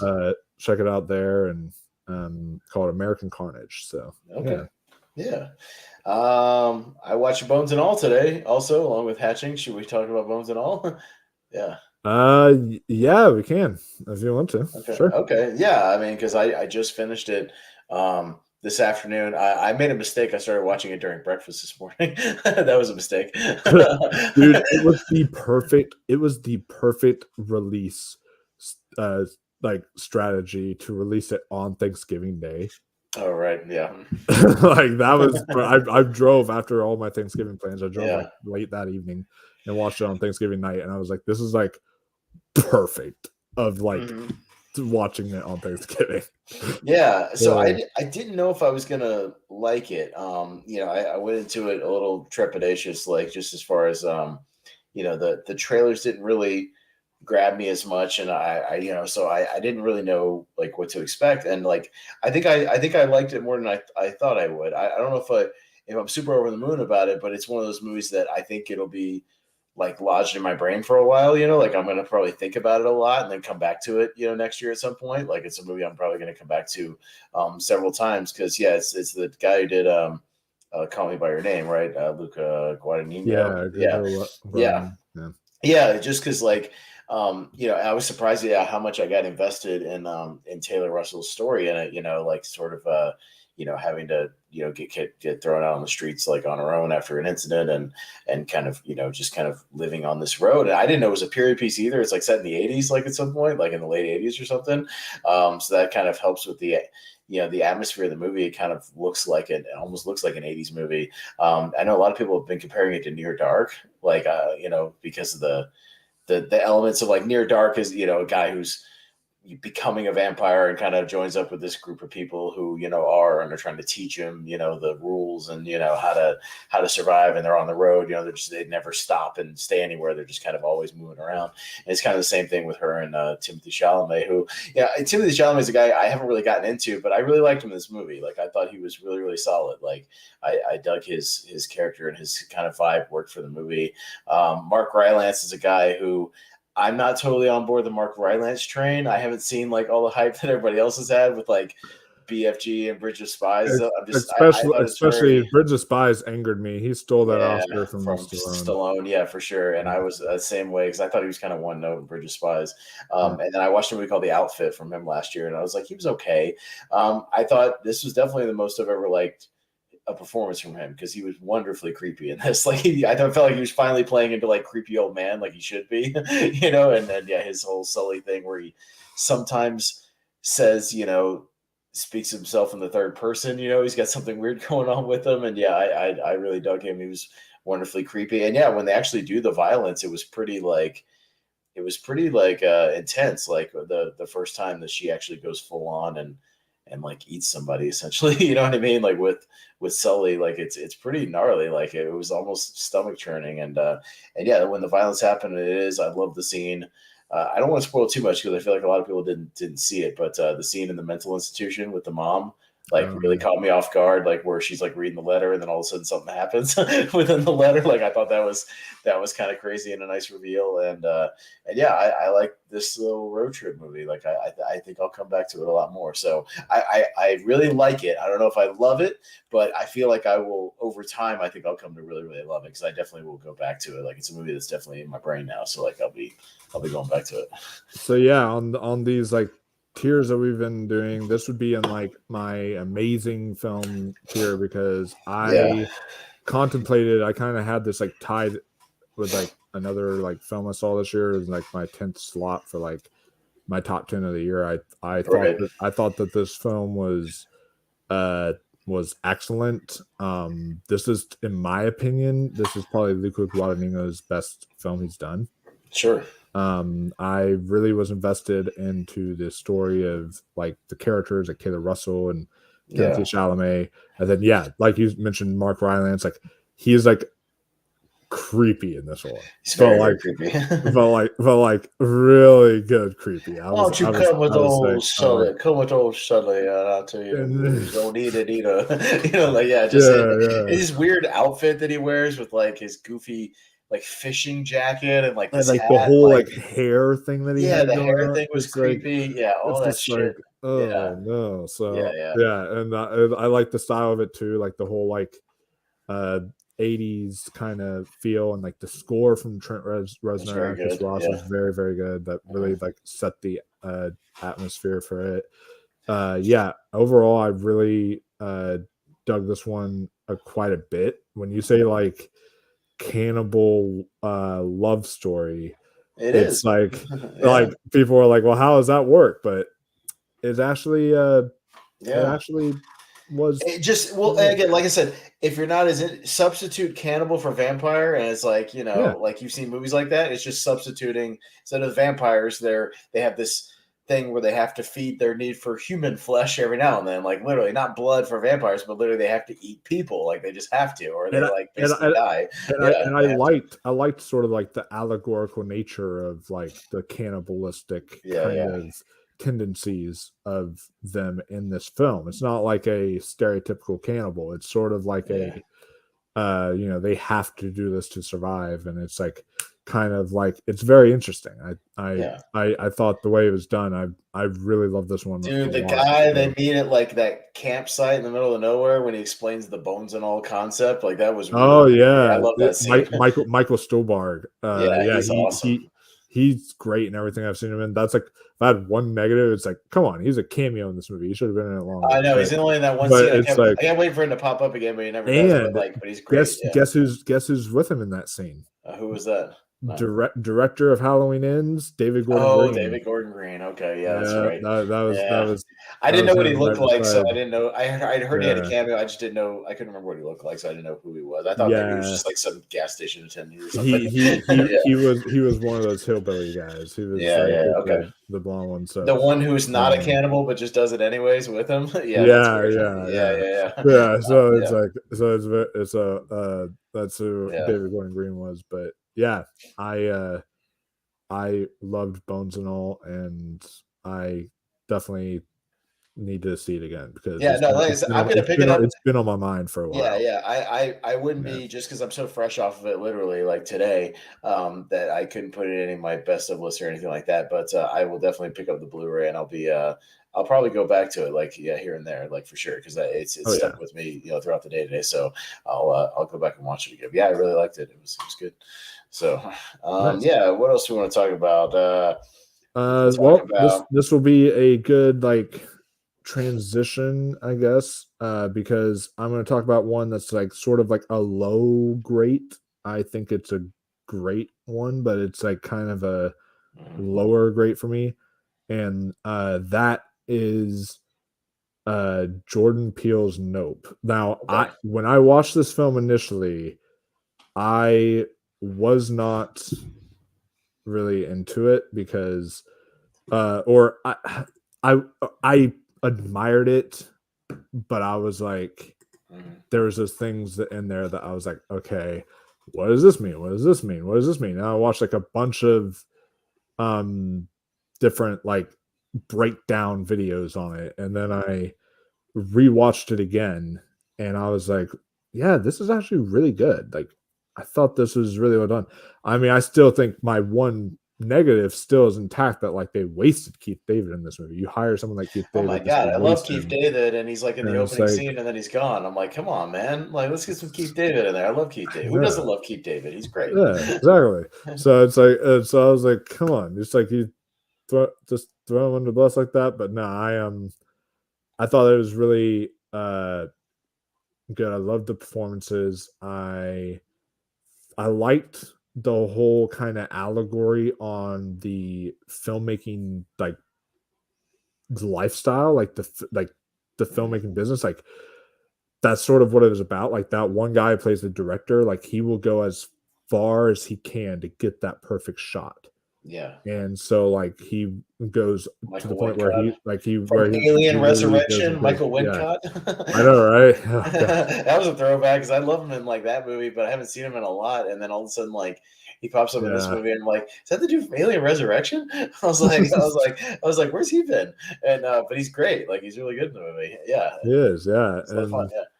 And like, yeah, and just like what it had to say about like film, about just, and I liked what they did with the ship too, like how the ship was, like I thought that was very unique, how the Yeah. ship itself was the alien. Sure. I thought that I was I thought something it was very the theme was unique like and different. entertainment exploitation. So, like, if you'll Yeah, notice in the movie, like in the flashbacks that we get of like the chimp, right? Whatever yeah, his name was. yeah. You know, and by the way, that scene where they fully go back and show you like the whole thing of the kid hiding while it's going on was one Oof, of the best horror scenes of the year, like for that sure, was 100%. brutal. That was a Yeah. brutal scene. And it was a really scary scene. Like when they finally make eye contact and the kid's like, oh my god, it like scares them. Especially because like that's real. Like you've heard the story of like Oh the yeah. girl's face getting ripped Oh off by a yeah, that chimpanzee, phone like that. call. Yeah, Yeah, I've that heard like that. Yeah, yeah. those type of stuff. Yeah, that can Yeah. happen, and it's like, So I oh, thought it was more about yeah, exploitation because the way it tied back into that was, the chimp never attacked anybody until he was being fully exploited, like on camera for certain things. You know what I mean? The Stephen Yoon thing, the ship never goes after anybody until they set up this show based around it. You know what I mean? And intend to exploit it for money. You know what I mean? And then he kind of takes everybody. You know what I'm saying? Like, and it doesn't start attacking the farm until they start setting up cameras to try to exploit it for money. You know what I mean? It's all about like entertainment exploitation. So like I think when you dig into that after seeing the movie, like the movie makes sense. I need to go back and watch the movie again. I was kind of mixed on it when I saw it, you know what I mean, the first time. But now that I've kind of marinated on for a while, like I was kind of waiting to kind of marinate on for a while, just let it swirl in my brain for a minute. And then this year, maybe I'll go back and watch it again, keeping all that stuff in mind. And I think it'll work a little bit better. As of right now, I still like Get Out more. I think still Get Out is still his best movie. Is just his tightest movie. I'm not as high on Us, especially on rewatch. Like I just think that movie makes no goddamn sense. what But I watched American Carnage today. I was like, yeah. and one of the characters had an Us poster in the background, and I was Nobody has an Us poster I ever. know. Sorry. I was like, Even what? people who like Us Anyway, don't have an Us poster. Like, come on, get out of here. yeah. But yeah, I can see people having a Get Out poster, but not an Us poster. But yeah, I mean, I need to go back and watch it again. But I thought it was one of the best shot movies of the year. Like, I saw it. I didn't see it in IMAX, but I saw it in RPX, and like when he expanded it for like the IMAX scenes, I thought it was beautifully shot. I mean, Jordan Peele is filming stuff like he's a master filmmaker, like for sure. Like, you can't fault his technical prowess, like in what he's done in these movies. Like it's amazingly well done. With the issues I have of Nope, I will still say that like I might go as far as say it's like the best directed horror movie I've seen this year, maybe. Yeah, for sure. It might be. Just because it's like he knows spectacle, and because even the fake out scene with the kids dressed up as the aliens was one of the scariest scenes of the year. It was really tense. And like the shot composition of that scene, and like the editing of it with like the music, like it all just worked so well. And you almost didn't care it was a fake out because it was just so well directed. So, and in fact, this might be like maybe his best directed film. I don't know. Maybe it might be. Like, you can make an argument for that. It's not my favorite of his still. I think my favorite is to still Get Out. Again, I want to rewatch it at some point. Like, I definitely will. I have it on 4K. I just haven't busted it open yet. But yeah, I was initially, just because I didn't fully understand everything, and like it went to some wonky places, like for me. But knowing all that and kind of merit, I think it'll definitely be one of the most analyzed films over the next couple of years. The people. I've been hearing people like still talking about it today, and like and the film came out like early in 2022, and people are still talking about it. Yeah, a lot of those video essays you see like on YouTube, you know what I mean? Like breaking down Nope. And so I was very on board with that. I guess you could say Nope was a yep from me. So mine was a pretty yep. Yeah. Maybe on rewatch it'll be more of a full on yep, but it was like a pretty good. Just like Us will be a yes on a rewatch for you. Well, I had so similar to that, I'll transition to this. One movie that was pretty good, and another movie that was like a yes, and that's X and Pearl. So we could talk about X and Pearl. Yeah. Because X, I was like, yeah, all right, like decent, and then Pearl was like, yeah, I really like Pearl. So maybe like to me, and to be fair, I think when Maxine does come out eventually, whenever that is, I don't know. We don't know if it's going to be 2023 or 24. We don't know. He's making it right now, essentially. But I will sit down and rewatch the thing in a chronological order. I will watch Pearl, X, Maxine, right? And then I'll go to the theater and watch Maxine. It might play better. I think, actually seeing X first, to me, like, hurt it a little bit, because now I want to go back and watch X now that I've seen Pearl. I think it will enhance X a little bit more. I just haven't done that yet.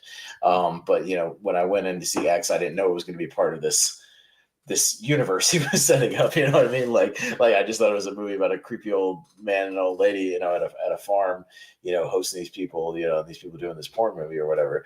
And yeah, don't get me wrong, it was still atmospheric and creepy and had some good kills and stuff. But like at the end, I was kind of like, I liked it. I thought it was good. Performances were good.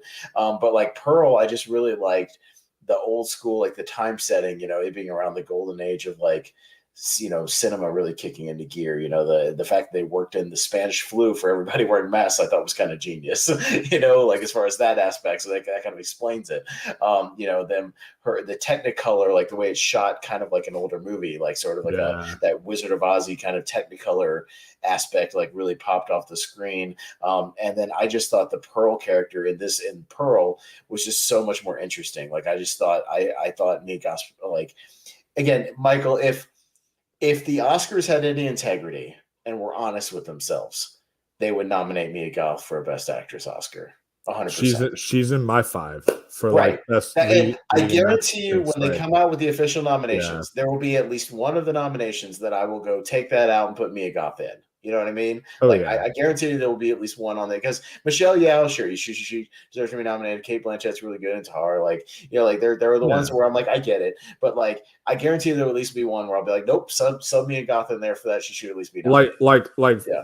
For example, if like Michelle Williams gets in, I'm sorry, I take that out for Mia I Goth. take out that for me. I got Michelle Williams was like over the top I did kooky not like her in The Fablemans. No, and and the I favorite thought she was doing and melodrama it's like bad. I thought it was bad. yeah and so So it's like that'll be the one that she'll get in, and I think Mia Goth should be in instead of her 100% for Pearl. yeah Like I think she's incredible. So absolutely. yeah, I mean it's easily the horror performance of the year for sure. I thought what she just did over the end credits should have garnered an Oscar nomination. You know, I could just Oh show yeah. somebody the last scene and then the end credits, and you could be like, "Oh my god, like she's doing something on another level." And yeah, that monologue, like everything, where it's like one take of that monologue, which is incredible. The dance scene where she's on stage and doing her dreamy dance scene, you know, like that whole thing. The turns that she does and her emotions and all this stuff. I just think now that I've seen it, I want to go back and watch X because I think it'll actually help my rewatch of X. You know, when I do the full, I'm just at this point, I'm just waiting for Maxine to come out because then I'll just sit down and do a full day of X, a full day of Pearl, So I'll do the whole trilogy. But yeah, Oh yeah. again, X was solid. I thought it was good, but I like Pearl and just the vibe of that and seeing the time period and everything just really kicked for me. I just really liked it a lot more. So I don't know about you. That was just my I perspective on it. Yeah, so I agree. Like, so I saw when I first watched X, when I first watched it, I've kind of, lowered it more now. Like that I've thought about it. Like I'm like, okay, it's like it's not. And I haven't rewatched it. Yeah, I want to rewatch it after Pearl Right. again. So I think after Um, Pearl, like you almost want to go and watch but see the old Pearl. yeah, because like You know what I mean? Yeah. because seeing this Pearl, it's like I saw the Easter eggs, like the car and I was like, oh, that's the Sure. car that was in the thing at I the know. Now that all the things have and transpired, I it's want like to go back and be and like, it's oh, like let's see where yeah everything's happened in 50 years. Where yeah everything's at right now. and, Yeah. and like I was one who I did not know until like days later that that was Mia Goth in the makeup. I didn't know it That either. was I great. had no idea. And you talked Yeah. about the Oscars having integrity. If they had integrity, they would have put that on the short list, damn it, Sure. X for best makeup because Oh like yeah. Because I didn't recognize it at all. because No. that makeup was exceptional. Like, oh my Yes. god, it was so good. And like Mia Goth, like that shows already she can be like she already, I mean, she gave obviously the bigger powerhouse performance in Pearl, but Right. like playing two drastically different kind of roles Characters. Yeah. in X and then giving us something uh like Pearl with Yes. a more bombastic kind of wild performance. Like this girl is starting to become along with Jen Ortega, like they're both Yes. starting to become like this generation's kind of scream queens a bit. Like Yes. they're like and Mia Goth has Infinity Pool coming out, which looks great as well. Dude, And it's like she's not even in the yeah, prime of her career. She's 29 years old, or she's turning 30 this yeah, year. I mean, she's not even yeah, in the prime. Like, I feel like give her another 5 or 10 years, and she's going to be a powerhouse. You know what I mean? Like, she's going to be every performance. I'm going to be looking forward to what she does next. And yeah, like I said, she's got Infinity Pool. She will be having Maxine. Obviously, we don't have a release date yet, but it's coming. We know it's coming. So yeah, yeah, I'm way more looking forward to that now. Seeing all these movies, I'm like, yeah, I'm in. And yeah, and, her and Jenna Ortega are definitely like the horror breakouts of the year. Like they're so good. And yeah, she's, yeah, again, have some integrity, Oscars. You have a horror bias. It's time to admit you have a horror bias because you guys don't want to watch horror movies and you don't want to recognize, it as a genre or these performances as art. But like, if you had any integrity, you would nominate Mia Goth for Pearl. Like you would put her in there and like give her some damn recognition because she deserves it for sure. oh yeah, for sure. And I liked how you got two drastically different like tones as well. Like Yeah, with X, it depends on what you're into. If you're like into that homage to like the Texas Chainsaw Massacre grindhouse, sure. 70s style horror, Yeah, then that'll be for you. If you're more into like the Wizard of Oz type of, yeah. kind of technicolor, kind of And more of like a character study that stuff like dabbles in that, then it's horror, like, you know what I mean? yeah, Like, yeah, yeah, it's because it's definitely like a character study movie, this girl who's losing it because her dreams are fading away. You know what I mean? Like every time she tries, it's just not working out and she snaps and, does all this crazy stuff to her family. But yeah, like I just think it's more of a fun character study thing. But yeah, I like the time period, I like the vibe like of the movie, and I just like that more. Like, but yeah, it's no disrespect to X because I'm gonna go back and watch it. watch it now that now I've seen Pearl, and I think it'll enhance the viewing for sure.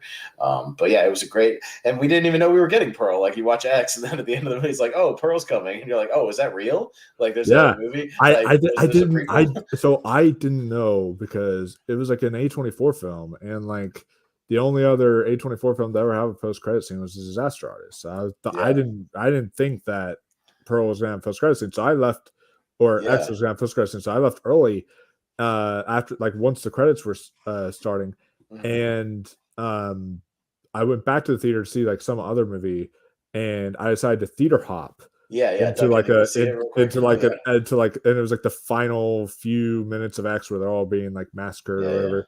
And I decided to wait through the credits and just like actually watch the post credit scene. And that trailer, I was like, oh wow, okay, I'm sold. This is like, Yeah, that was a yeah. really cool, unique thing. And the fact that he gave it, he shot them back to back, and he gave us both of them in the same year I to look know. A forward to. couple months later, yeah, you get another movie, and he's It's like, "Hey, surprise! I set up a whole cinematic universe. Now it's weird. I got a whole nother like prequel thing, and I've got the script ready for the follow up to X. You know what I mean? Like I'm going to make it this trilogy out of nowhere, and people are like so interested in it. Now it's like, yeah, that was another one of the big just success stories of the year because yeah, these movies weren't super expensive. They didn't like totally light up the box office. I think each of them made like 20, 25 million, something like that, like, whatever. But I don't think they cost that much either. I think they cost like $2 million to make or something like that. It didn't cost that much.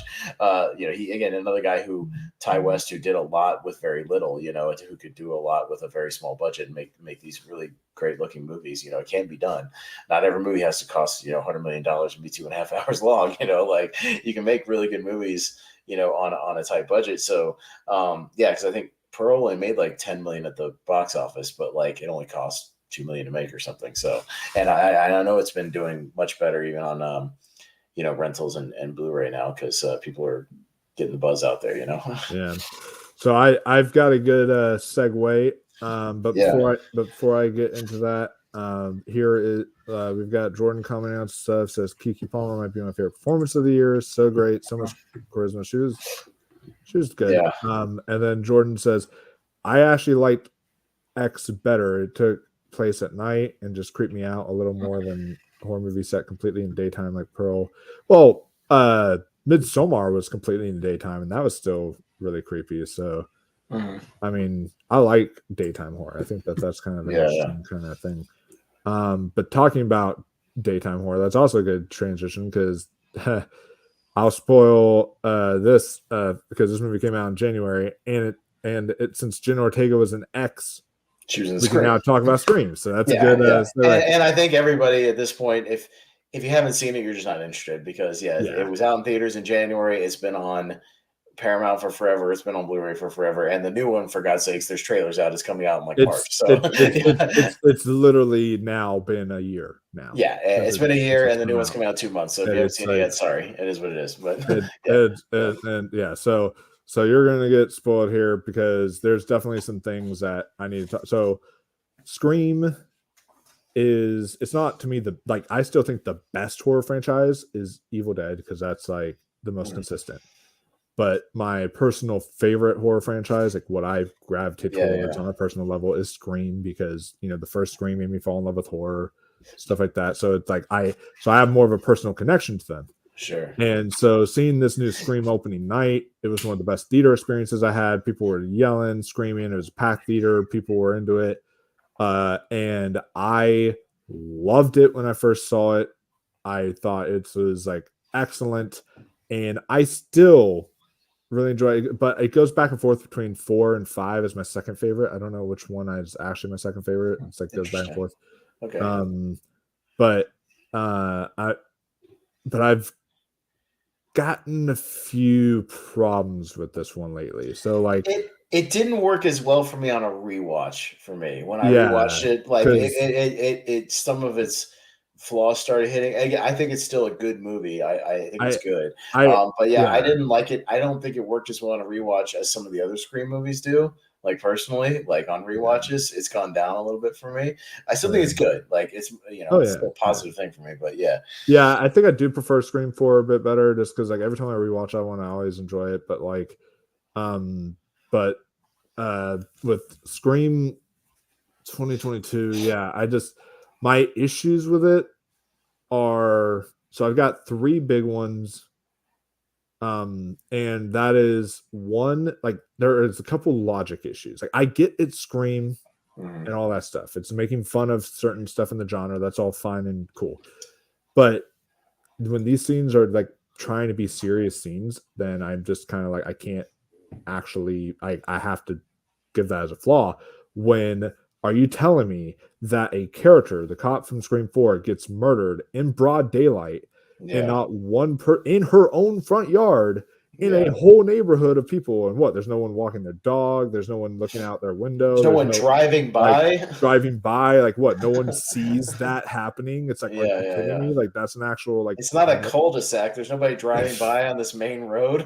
Yeah, Like, yeah. and then like not only that, but like there's nobody in the hospital, not one person Yeah, yeah, yeah. when Jenna Ortega's Horror going back. movies have a problem It's with hospitals, like Halloween 2, and like yeah, like there's weird things with hospitals and horror movies yeah, that they're criminally understaffed. Like I've never been to a hospital where it wasn't completely brightly lit with people everywhere.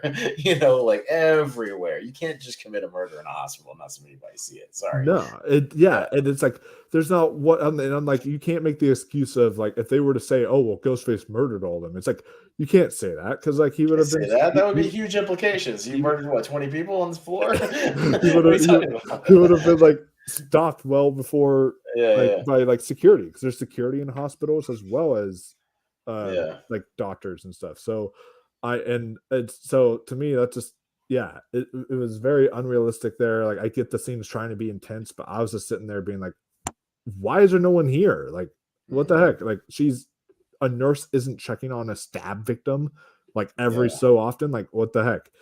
And so that was a bit off for me. And then in that same scene,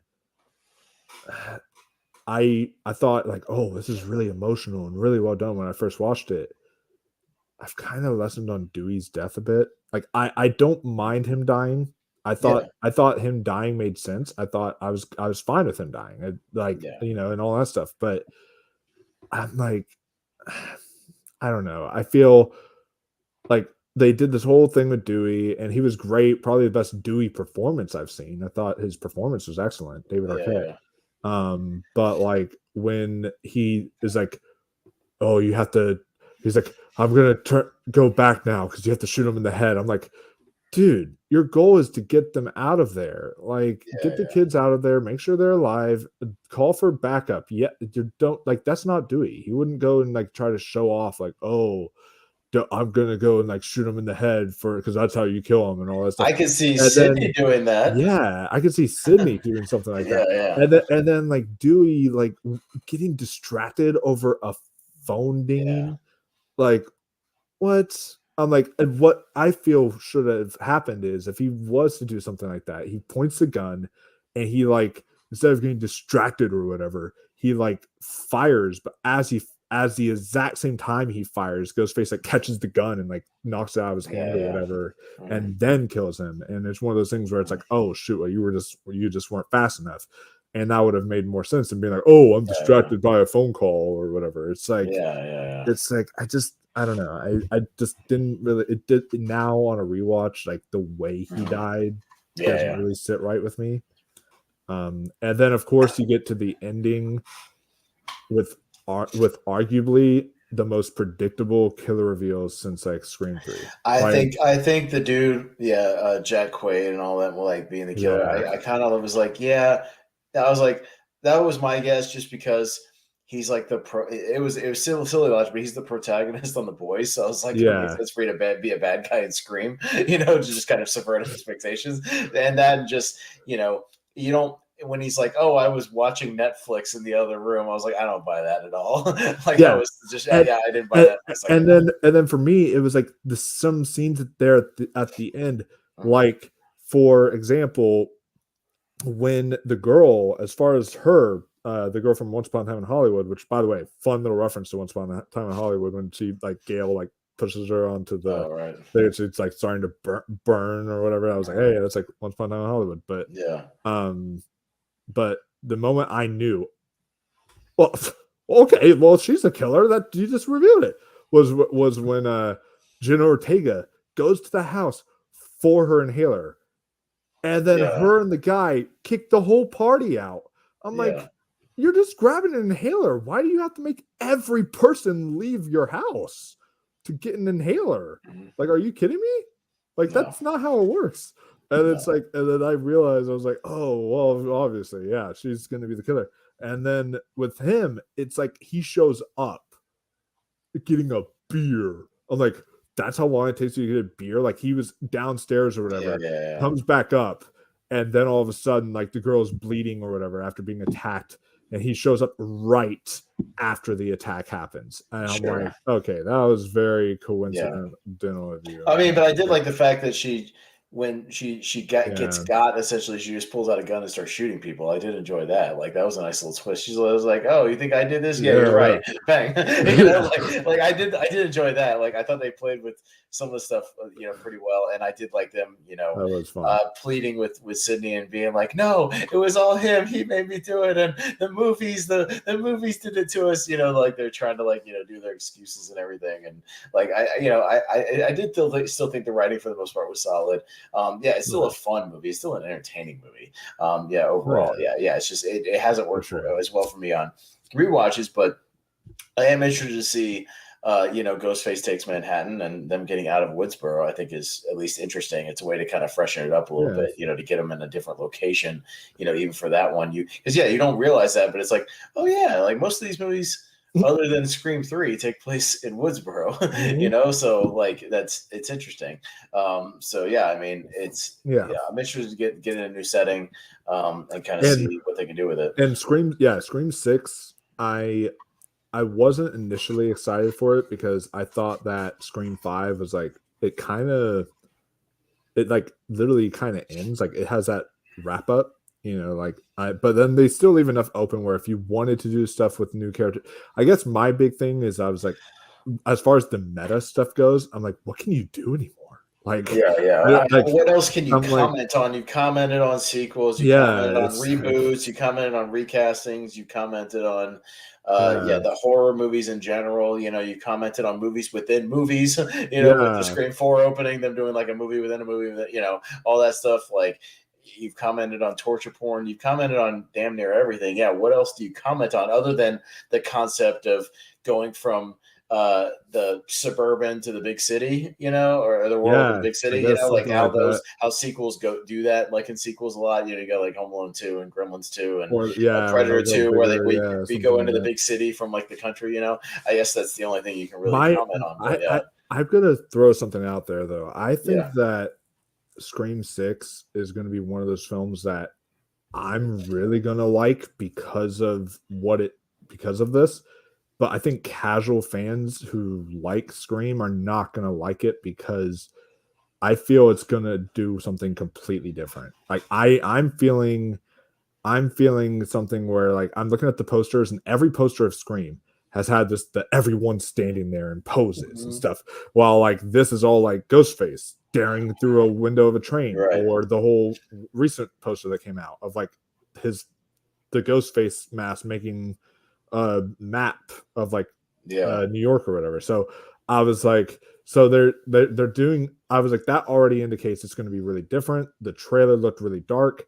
I think that, what if there's a chance that they decide, you know what, we're going to go because Scream 5 was like, okay, we're paying tribute to Wes Craven. We're going to like give the audience almost like Force Awakens, right? We're going to give the audience what like they love and all that stuff, and then we're going to go do something different with this next one. And like, what if it's like not even meta? What if it's like they just decide to do something that's like, it could be completely like different, and just like saying these are the characters, this is what's happening to them, yada yada, and they just get into that. I don't know. I would be down with like something completely different that we haven't seen in Scream. They probably are, because like I said, now that they've gotten the first one out of the way and they're kind of in the driver's seat of the franchise now, like, and now that they've done their kind of, one that feels like a Wes Craven movie, maybe they'll do something, just completely go something batshit crazy. Who knows? Like, who knows what they're gonna do? It's intriguing. Yeah. Now they've got now the first one's out of the way, and it still made money. It was a success, and people in general liked it. We'll see where they go. We'll talk about that soon with our anticipated. But yeah, I've got a few more Really, the last couple ones I've got is, I don't know if we're going to talk much about Prey or The Menu, just because they're kind of horror adjacent. So I don't know how much we're going to talk about those. We can bring them up. Yeah, I mean, I thought Prey was great. Like it was a great Predator movie. I would have loved to have seen in a theater, that's for sure. But I'm down with the time period stuff. I thought Them versus Native Americans was awesome. Another good performance from what was her name, Amber Midthunder, something like that. Yeah, she was really good, and yeah, as I've said on other streams, I'm totally in for let's do Predator in different time periods in the past. I'm 100% in for that. Let's do Predators against medieval Knights of the Round Table. Let's do Predators against the Spartans. Let's do Predator against pirates. Let's do Predator against samurai. And like Predator versus the Seven Samurai. Like I'm in for all of that. Like I'd rather them go backwards than forwards with this franchise, because I think they've done almost all the premises you can do with like modern day, Predator. Like we've done just about every damn thing we can do with that. So like, let's go back. Let's keep doing the past thing, man. Because I'm in. So yeah, I'm down for all that. But yeah, it was gory when it needed to be. I'm glad it was rated R. They did. There was really good action, and yeah, it was some pretty gnarly kills. Like I was in for Prey, man. Dan Trachtenberg, who did 10 Cloverfield Lane, is a good director, man. This was a good sophomore effort, because I really love 10 Cloverfield Lane. So that was one of my primary interest things was about this one, for sure. Yeah. I thought that he, the guy who did 10 Cloverfield Lane, that got me hyped. And talking about past, yeah, I heard that same theory about the guy Hiroyuki. I can't. Hiroki Sanada, yeah, have him versus the Predator and like as a samurai. Like I'm in for that. I want to see that so bad. I read something like make a fan plot of like where like he loses his master or something to the Predator, and like he's out for like go out for revenge. Him being like a master, and it's like him being like an old school samurai, and maybe the Predator like kills some of his buddies or whatever, and he goes on a rampage as this like master samurai, and he has a fight with I'm in for that, bro. Like you give me that movie, I'm there. And then like I would love to see like even more like do like a western with the Predator and stuff. Like I could see something like that, and like a few other things. Like I would be all down do like that. Dan Stevens as a knight back in Camelot days, as like a guy. You know what I mean? Like cool. I could see something like that. Like I said, that you could do like 300 versus the Predator. Like do the Spartans, like Spartan warriors. Like you could do any dude. Go back and do. I would buy a ticket for every single one of those movies. Like I'm in. Yes, keyword buy a ticket. That was the biggest. Please let me see these movies in theaters. That was the biggest mistake of the whole thing was releasing this on Hulu. So like watching it on the TV was like it was still a good movie, like a really good movie. But I was like, I would have flipped in a theater. Like this thing would have been like incredible in a movie theater. So. I was, and one that we haven't brought up yet that I know you're going to bring up. Yes, it's like the same way as well too. Where it's like that should have been released in theaters, released in the theater, and it's like, and it wasn't. And I feel like you would have made your money because people, if it was good movie, it would have like word of mouth, man. Word of mouth was a thing this year, dude. Smile made $100 million. You tell me Prey couldn't made $100 million on word of mouth? Exactly. Like there's no way it would have. The word would have spread 100%. It's like despite how the Predator did, it's like it would have still done good, especially because I think it was like lower budget too. So it's like he made it for like $40 million or something like that. Like and it looks amazing. It looked amazing. It was shot incredibly well. Like it was great. It would have made his he would have definitely made his money back. So that and then The Menu. I rewatched it again on HBO Max not too long ago, and like. And man, that movie's good. That movie's so entertaining. That movie's great. Oh, so good. So dude. Good. Yeah. Like God, the writing, the script in that movie, like the Academy, please give that a screenplay nom because like that, the script. If it was up to me, Ray Fiennes would get a damn Best Actor nod. I thought he was great. And then Ray Fiennes was just he was incredible in that. And Anya Taylor-Joy, of course, killed it as always. The whole cast, like it was like Nicholas Holt was hilarious. excellent. His like uptight Yeah. poser, like Instagram foodie, And how character is was and so how like great. he's so Yeah, oblivious to just what's going everything. on around him. It's like Yeah, all the crazy stuff happening, and he's still just analyzing like the dish, and he doesn't. He's oblivious to everything. He's just he's great, man. That movie, if you haven't watched it yet, you have no more excuses. Like it's on yeah. HBO Max. Go watch that movie. Like it's so good. Like It, it was the biggest surprise of the year. Like 100%. and it had from me the biggest laugh out loud moment in the theater for me. Like I died at Tyler's bullshit when that popped up. Like that Oh was the yeah, hardest I laughed in the theater. I like that killed me. I was like, yeah, okay, yeah. that was great because I love the whole like thing, and I need the menu cookbook because I want to eat I was all the laughing at dishes. the bread is for poor people thing. Like I thought that Oh was yeah, like the is breadless bread tray with like absolutely. because bread is for poor is the food of the poor people. Like I thought that was hilarious. and then That was great. and then also the whole scene where it's like the reason why John Leguizamo's character is there is just because he saw a Yeah, bad movie. He was like, it was my day off, and I watched a shitty movie, and you were in it, and yeah, yeah. that's the whole. And then the girl being like, what college did you go to? It's like Brown. It's like student loans. It's like no. It's like you're dying. Yeah, I was like, oh, okay, that killed me too. Like yeah, it yeah, was just yeah.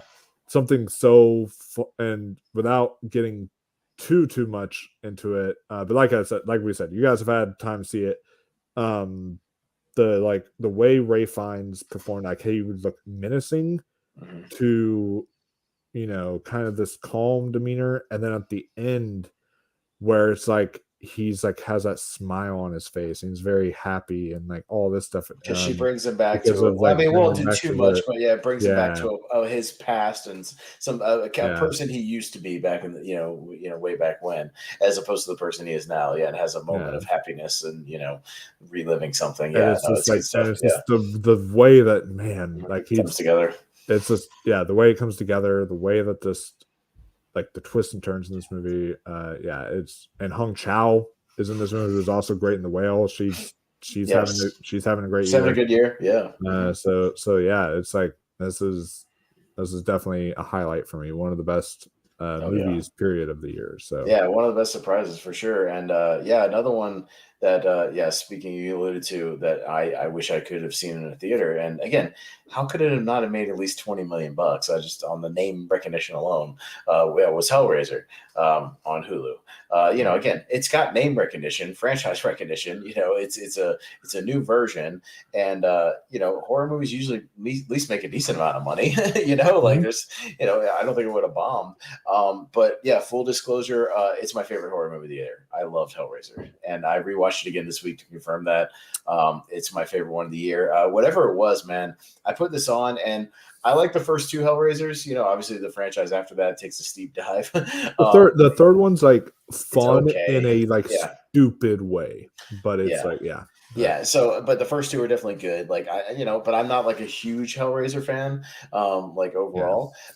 So I went into this one just like, all right, let's see what happens. I didn't have any, trepidations about them doing a remake. I'm like, to me, like Hellraiser is really good, but I don't hold it in that same prestige as some of these other movies. So I'm like, oh, it's fine. I'm open to whatever. And I loved it, dude. I vibed with it so hard. Like from the opening scene, which was so just atmospheric and like the way it was shot with the guy like doing the configuration while the other dude's just getting strung up behind him, almost kind of blurry, and you're just hearing his screams, and I was just like, dude, I'm so in. Like this is so cool. Like I thought it was the way it was shot and just the way the tension built through the movie.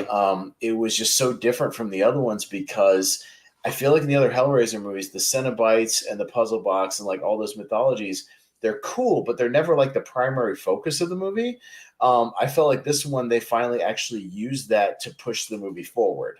Like the actual puzzle box and the configurations was like an integral part of the plot, with it being like the rich guy trying to get his prize again. You know what I mean? But using this girl to do that, and the fact that it's like oh, you have to finish the thing, so you have to sacrifice multiple people to get to the, to the Leviathan or whatever to get your prize. Like I just like the fact that it was a part of the plot. It was a part of the story, as opposed to like the original Hellraiser. It's like the thing with Frank and her giving him bodies so he could like regenerate, but then the Cenobites just show up at the end for like 10 minutes, to collect him. What I mean? Like that was it. And like this one, it was she pops up a lot, like the Hell Priest, like the Cenobites are like there. You see them 30 minutes in, you're seeing most of them like full on, and every scene where they slowly come in, like when the blood goes into the box and things start to get dreamy and hypnotic, where like walls are just opening up. And apparently, Wolf, like a lot of those are practical. They did a lot of practical stuff in this movie. Like when you actually look at the behind the scenes,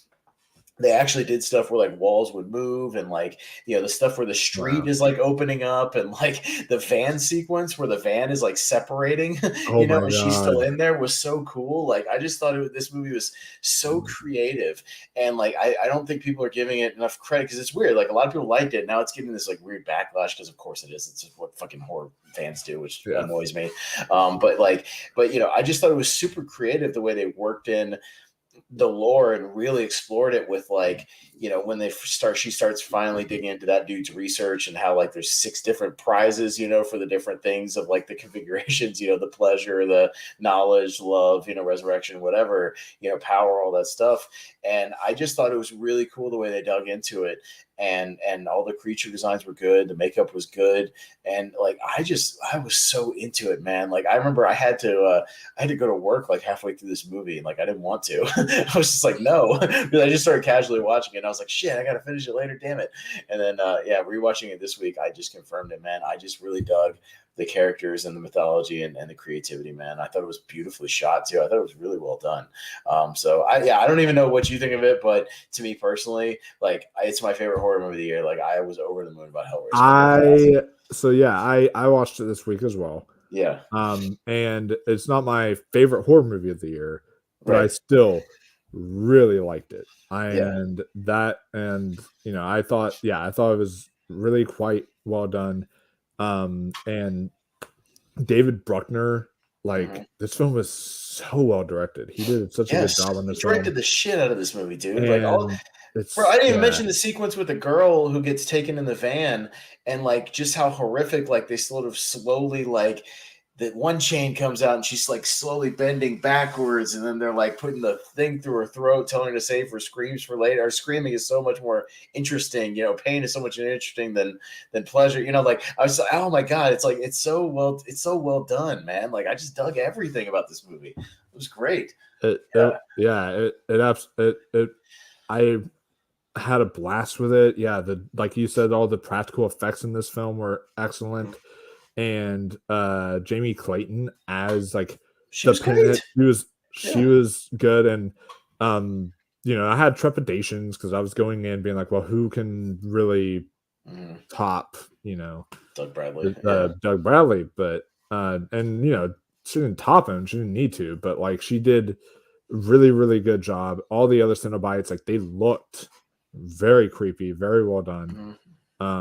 And the whole cast in here, like the main character you really are rooting for. Like I was into every single one of these characters. So yeah, I was very, very pleasantly surprised by Hellraiser, because I, like you, try to do my 12 Days of Hell thing. And as it went along, it was like it's a struggle, man. It's a struggle. It got so bad.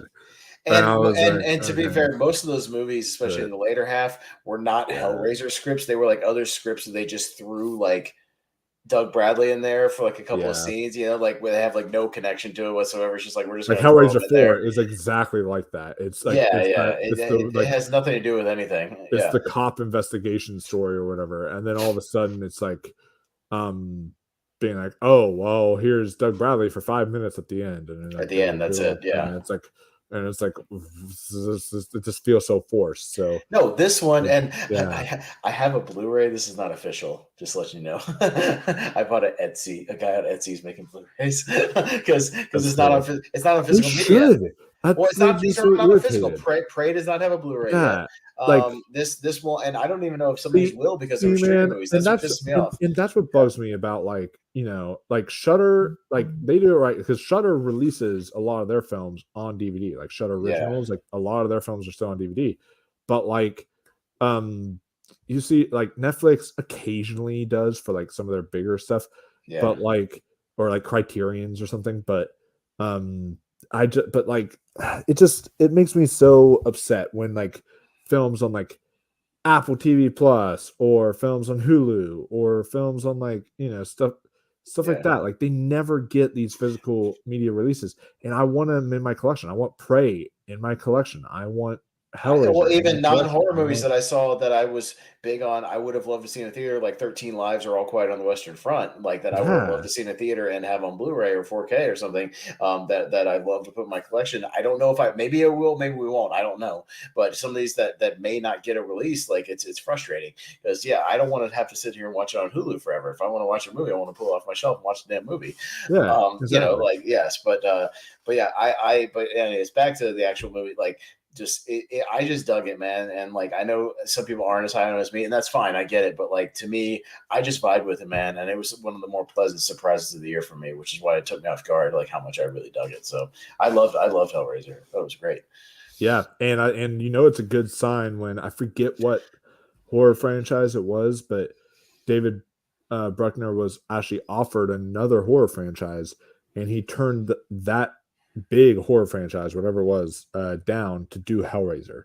Okay. He was like because he had an idea for Hellraiser, wanted to, and he got like an offer to do a Hellraiser movie, but then he got an offer to do like I think like either it was like a Nightmare, I don't know what it was. It was some big horror Sure. franchise, and he turned that down because he's like, I want to do Hellraiser. Like Well, shit. he's such a I'm all Hellraiser in for. fanboy. I've heard he So wants to do a sequel or whatever, or start his own yeah, series. I'm yeah. in, man. If he wants to do a follow up to this, I'm down, man. I'm in. Oh So yeah, and put it and in theaters, god damn it.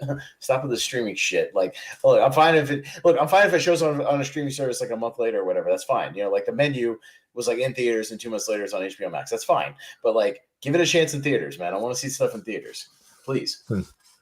Jordan says someday I'll come visit again, Austin. You can explain to me what's I don't even think it's going on in complicated at all. Here, because I just I'll give you the it's really baseline thing. complicated for no The reason. rich guy. I thought it was a very simple plot. The rich guy in the movie at the beginning. The opening scene is the end of his story. He gets his prize for the thing, right? He gets the pleasure configuration, right, and gets the thing put in his chest, right? So, Yeah. but he doesn't like the thing in his chest, so he's got to go through the whole process again. So he gets this guy to get her junkie friend to start the process again and use her to get to the thing, so he doesn't have to kill anybody. And she ends up having to, she doesn't want to, but ends up inadvertently sacrificing all these people to get to the end. And he's going to steal the prize and be like, no, I didn't like what you gave me. Give me something else. And gets the Leviathan thing. But she also has a motivation to maybe want a prize of resurrection because her brother gets killed in the process. So she's contemplating using it for herself. That's literally it, dude. Step to step to step. It's just person to person, and they discover that this guy kind of set him up. That's the plot of the movie. I don't think it was that complicated. Like, and just the Cenobite thing is they're taunting her, the whole time of like, bring us 2 more, or because it's also if you don't continue with it, they're going to take you. You know what I mean? So like, if you don't give them people to satisfy the rules or whatever to get to the end, then they just take you and you're fucked essentially. So that's what they taunt her and say. Like they say that like, you bring us 2 more if you don't want to get killed or whatever. So yeah, I thought it was fairly simple. I thought it was pretty straightforward for what it was, dude. I didn't think it was that complicated. Yeah, I had talk about another movie that's pretty straightforward, but what arguably might be my favorite horror movie of the year. Yeah.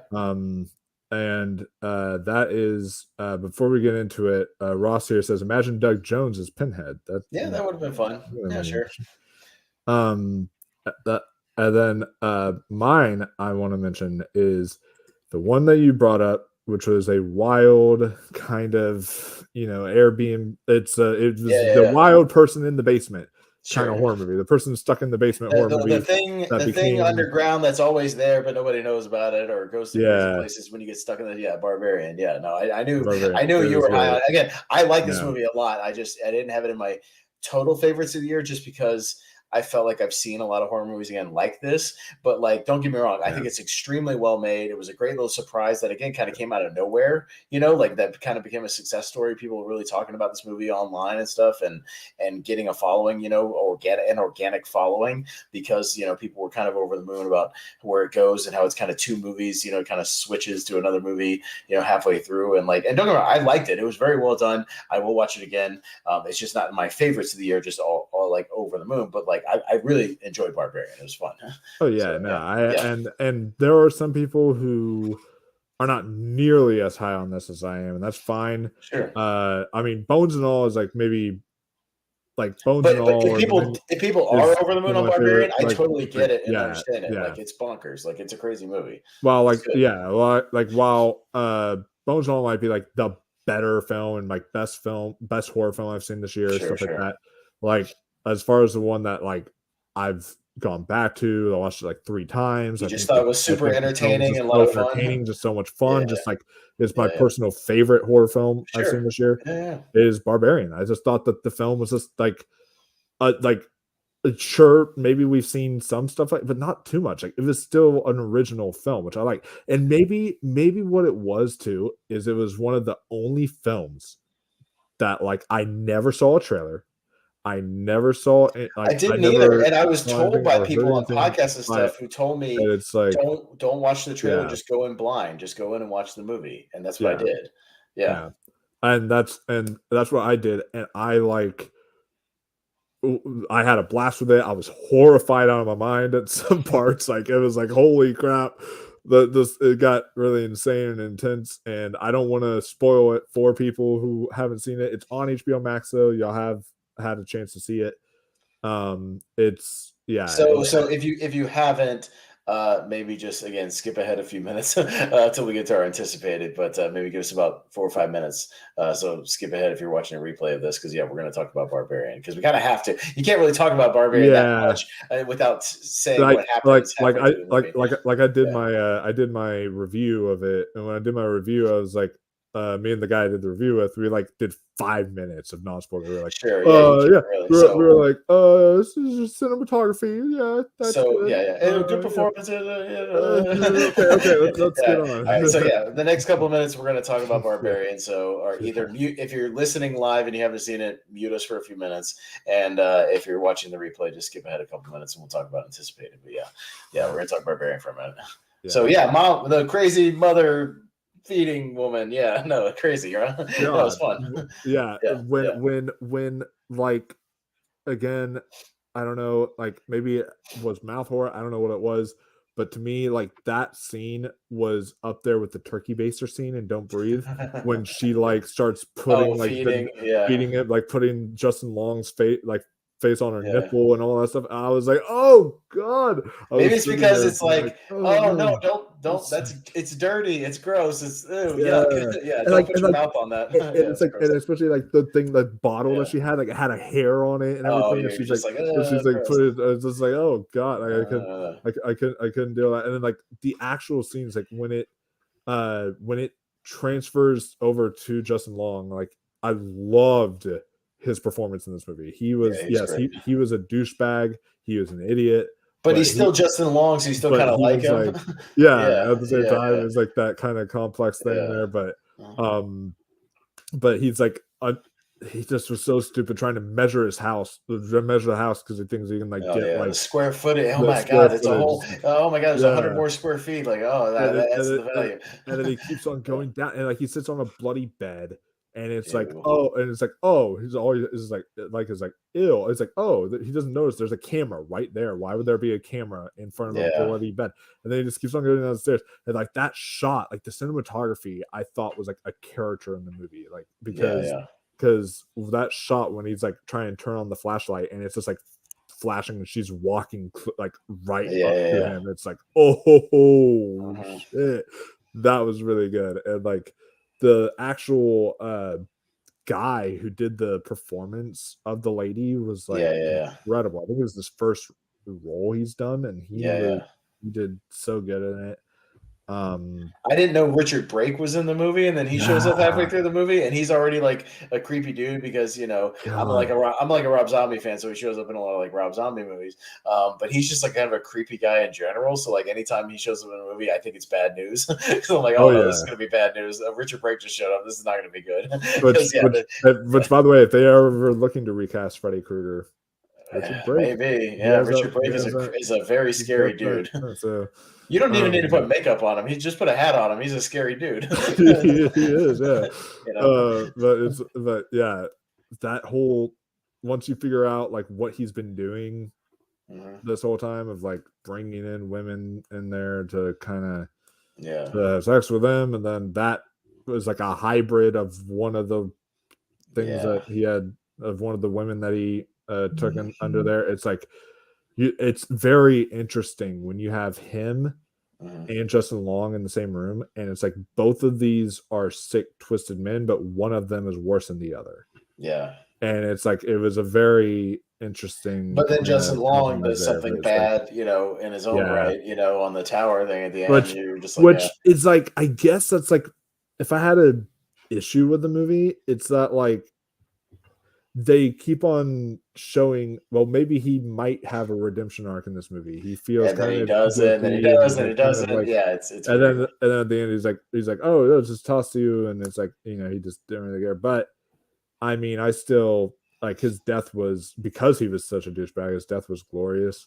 Mhm. And the kills in this movie all around were great. Like the guy, I don't know why, it was hilarious when the guy's arm gets ripped off and it's getting beaten to Oh, death jeez. with it. Like that was hilarious. That's like a And then Mortal it's like, Kombat death. That's like one of Quan Chi's fatalities. I See, know, rip your arm off right? and beat you to death with it. It's just, yeah, Yeah, man. yeah. It was No, again, it was another one of very good. it was a year of surprises about like these movies that kind of came out of nowhere and became like surprise success stories. Was definitely a side theme of this year with Oh yeah, Terrifier, with Smile, with with Barbarian. Some of these movies that with Hellraiser, like these movies that came out of nowhere and just took you by surprise and either did something creative and cool or just were so well made that people just spread the word about it, or had crazy places where they went that people spread the word about it. And that's one of the things where social media can be good, like sometimes it's bad, sometimes it's good, but social media can be good. In the case of Barbarian, we're just like, oh my god, have you seen Barbarian? Like, this movie's crazy. Have you seen this movie? Have you seen this movie? Like, don't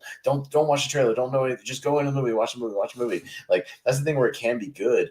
And these kind of word of mouth success stories, and yeah, if it helps that filmmaker who I think he was like, it was like a comedy guy, right? The guy who made like The Whitest Kid You Know, yeah. right? Like He made this did. I movie. think he did like a Yeah. bunch of like college humor videos too, Yeah, like and then back in he does this, and then he does like this like, great horror movie, and now yeah. he's on everybody's radar, and now everybody's like, "Wow, I can't wait to see what he does next." Like that's a great thing. And when these movies are successful, then they're able to continue and just be more creative and do whatever they want, and maybe hopefully or at least all of us in the horror community are like, "Hey, I'm looking forward to what that person does next." Like that's great. And on top of just like, great horror, Hmm. like you mentioned, like it was like the year for original horror, like Yeah, yeah, have like Barbarian, like we may have seen some things that had certain similar elements, but we haven't really seen in something exactly like that. And then with something like Men, that's original. it's definitely original. I And mean, then Hatching, that's kind of was another. Resurrection. Yeah, I mean, And then no, same no open Smile, X stuff like And that. Pearl, X and Pearl being Yeah, his original character species, Black Phone, an original yeah, movie, and even the franchise stuff that we got people talking.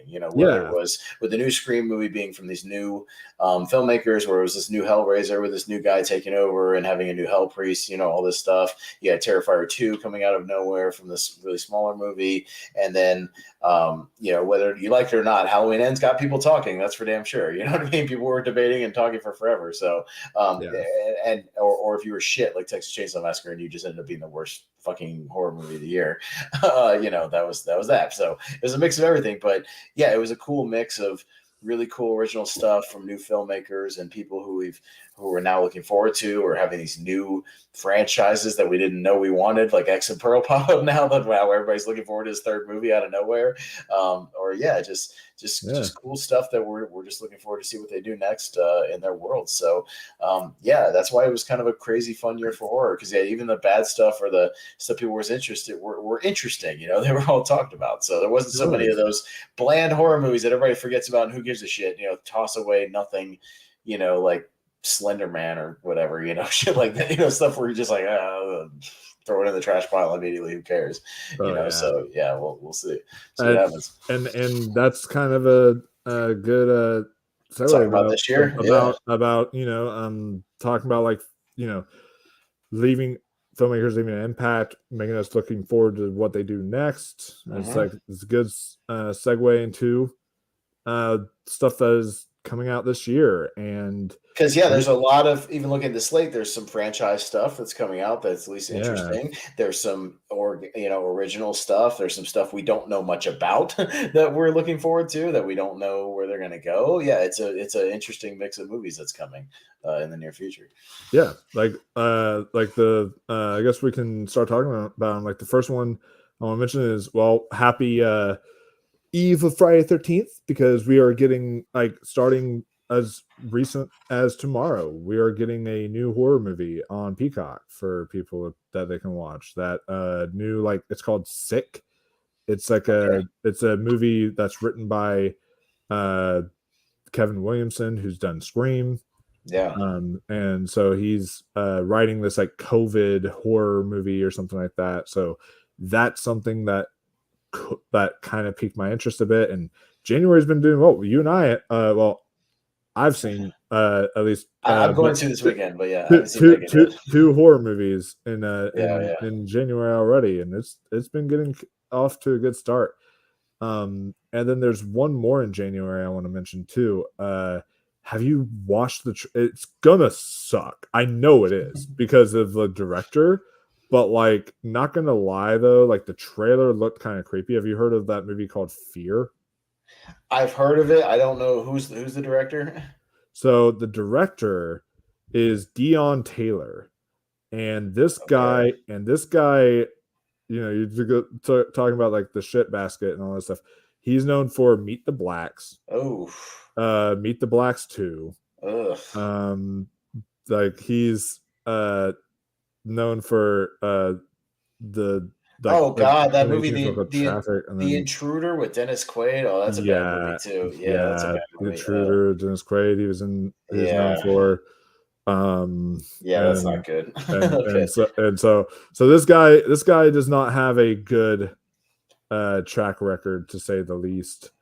But I'm still, like, the trailer was like piqued my interest enough that I was like, sure. the job of a trailer is to raise your interest no matter how low or high it is, and it slightly, you know, put it high enough so I was like that I'll go see it.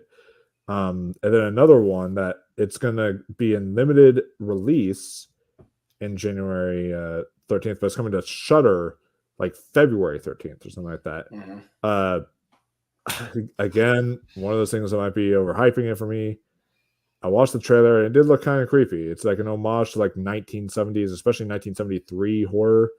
It's called Skinamarink. Skinamarink. Yeah, yeah. Yeah. It's actually going to be at my Regal a couple of nights in a row for like 7 and 10 o'clock showing. So maybe I'll see it. Ooh, Let's that's see. Yeah, cool. I wish my yeah. review was getting it, but yeah, it's it looks very, very interesting. And I watched the trailer, and like, that's how you do a trailer. It's literally just a guy being like, in this house.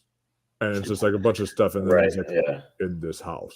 And that's like it the whole Yeah. time. It's just like that. And then so it's like, and then like says coming 1973, and then transitions to 2023. So Mm. it was a cool trailer. I was like intrigued by it. Some people were saying it's the scariest movie of all time. I don't know if it's going to be that, but Yeah. Yeah. Yeah. um, Everybody says that. Enough of that. but I'm definitely still intrigued by that one.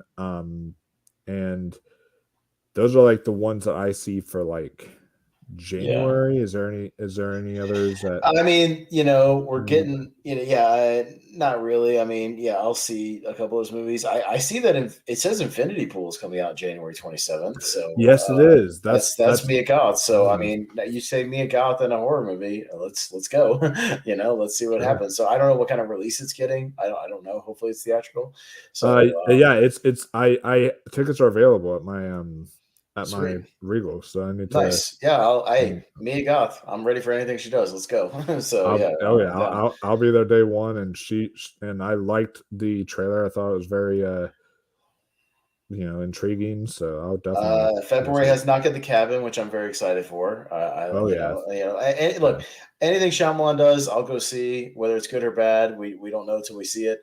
But I've loved the little teaser trailers that haven't given away too much. I dig the premise. I'm loving what Dave Bautista's been doing. I think he's like the best wrestler actor going right now, easily with his range. I think he's great, oh and for sure. so whether or not he sticks the landing, we'll see. But I'm always intrigued for some Shyamalan horror, so I'm down. I know it's going to be awful, but I'll go see Winnie the Pooh, Blood and Honey when it comes out. I know it's Oh going to be terrible. yes, So that is but gonna be. Wolf, it's going to be bad. Like it's going to be terribly made. Like this movie Oh can't be yeah, good, but yeah. I'll still see it. You know what I mean? And that's one of those examples though, where like because it's a one night only found event thing, so I Yes, have to pay for it, even if it's bad. I'm more willing to pay for that. I watched Jeepers Creepers Reborn purely for the review, and I remember sure. being pissed I paid for that. Yeah, But like I would be more willing to pay for a Winnie the Pooh Blood and Honey because like yeah. it could be like dumb fun It could bad be dumb fun. Yeah, it's then gonna be dumb it's like bad. Like if yeah, I can laugh through it and have some silly moments with it, like I can. So, yeah, but yeah, we exactly. got So those. Scream will be right after it, um March 10th. So I mean, we'll oh see what yeah, happens with and that. technically I don't know if it counts as like a horror comedy type thing, but Cocaine Bear. I wish it Uh, was going more horror than comedy. The trailer looks like way yeah, more comedy than horror. I wish it would take it a little more seriously, but we'll see because the tone is very comedic. yeah. But yeah, we'll see. Yeah, we got Scream in March. We got because I've got a thing Jordan actually sent me with like a month by month thing, which is kind of cool. Got a movie called The Pope's Exorcist with Russell Crowe. Oh, It's apparently based on a real biography of like the guy who was the Pope's personal exorcist, and that's who Russell Crowe is playing. And the Pope is played by Franco Nero, the original Django. So okay. I'm interested in that. I So I mean, we'll am see. down for that for Yeah, sure. Yeah. and the week after that is Renfield, which we just got a trailer for, like the last week or two. Yeah, yep. And So then literally the like I think it's like a week after Renfield, we have Evil Evil Dead Dead Rise, Rise, yes. which we So got two trailers for that, yes. and both of them were really uh have like sold me a lot on the film. I'm really intrigued by it. Right after So that, it says the same day, but it might be a limited thing for Beau is Afraid. But it's Ari Aster's new movie, so hey, Hereditary and yeah, Midsommar, and now he's got a new I movie with Joaquin Phoenix. I Whatever it is, I I don't know what it still is. I still need to see the trailer. I haven't either. Yeah, I need to watch it. I was gonna do like a trailer reaction because I hear the trailer's like nuts, so I need Mhm. Hey, to see if it's it's all like you got to say right now is the new Ari Aster movie. So I mean, whatever it yeah. is, we don't really know, but like I'm in. So yeah, you got Mhm. some franchise stuff with Scream and Evil Dead coming. You got another franchise thing with the new Insidious movie. So Insidious Which 5, that intrigues me because of Patrick Wilson. he's directing That it. Yeah. Mhm. it's his directorial debut, and apparently the kid is coming back as like an adult. I heard Yes. like he's going to be like Yeah, an it's like the adult whole version of cast the is kid, back basically. Yeah. yeah, I think Rose Byrne is back in there. Hmm. Lynn Shay, so like yeah, um so yeah, they're all coming back, and so that I think that definitely intrigues me more than the Nun 2, which is also coming Why? which is also Why? coming in Why? I don't know. 2023, Yeah. but But yeah, there's or the Nun Saw 10, 2. which is Saw 10, well, and from what I'm hearing, it's going to be another one that goes back into the past, which I'm just so over, them just doing stuff, being like, hey, it uh, was this was happening. Like the rumor is that it takes place between like Saw 2 and 3 or something. And it's just like I'd rather them with that series move forwards than backwards and go with like the cult of Jigsaw, like the Carrie Elway stuff and like their followers, continuing the legacy rather than going back and doing more stuff about stuff that was happening previously, and trying to shoehorn in Tobin Bell again, which I love Tobin Bell, but like enough already. We tried to shoehorn him in. They made the biggest mistake of that series, killing him off in Saw 3, and now they tried to, go back and keep trying to work him into the past stuff. But I'm just over like this person was in it all along, and here's this other person that was on the sides all along. Like I'm just done with that. So I'll see it, but because I'm a Saw fanatic, but like. Yeah, I'm over them going backwards. I like them to just move forwards with that franchise. So Yeah, I that franchise to me has just been on a decline since like after like yeah, I didn't like Jigsaw. I mean, I so thought Spiral was all right. I thought Spiral was okay because at least Spiral was a different person. Just kind of is in the same universe, but it was a different guy doing the stuff. You know what I mean? Like it was moving yeah, forward. It was at least moving forward and doing something different. So I was okay with that, just being in the same world. But yeah, so I mean, David Gordon Green, whether you like him or not, he's starting his own Exorcist series. So we'll see where that goes.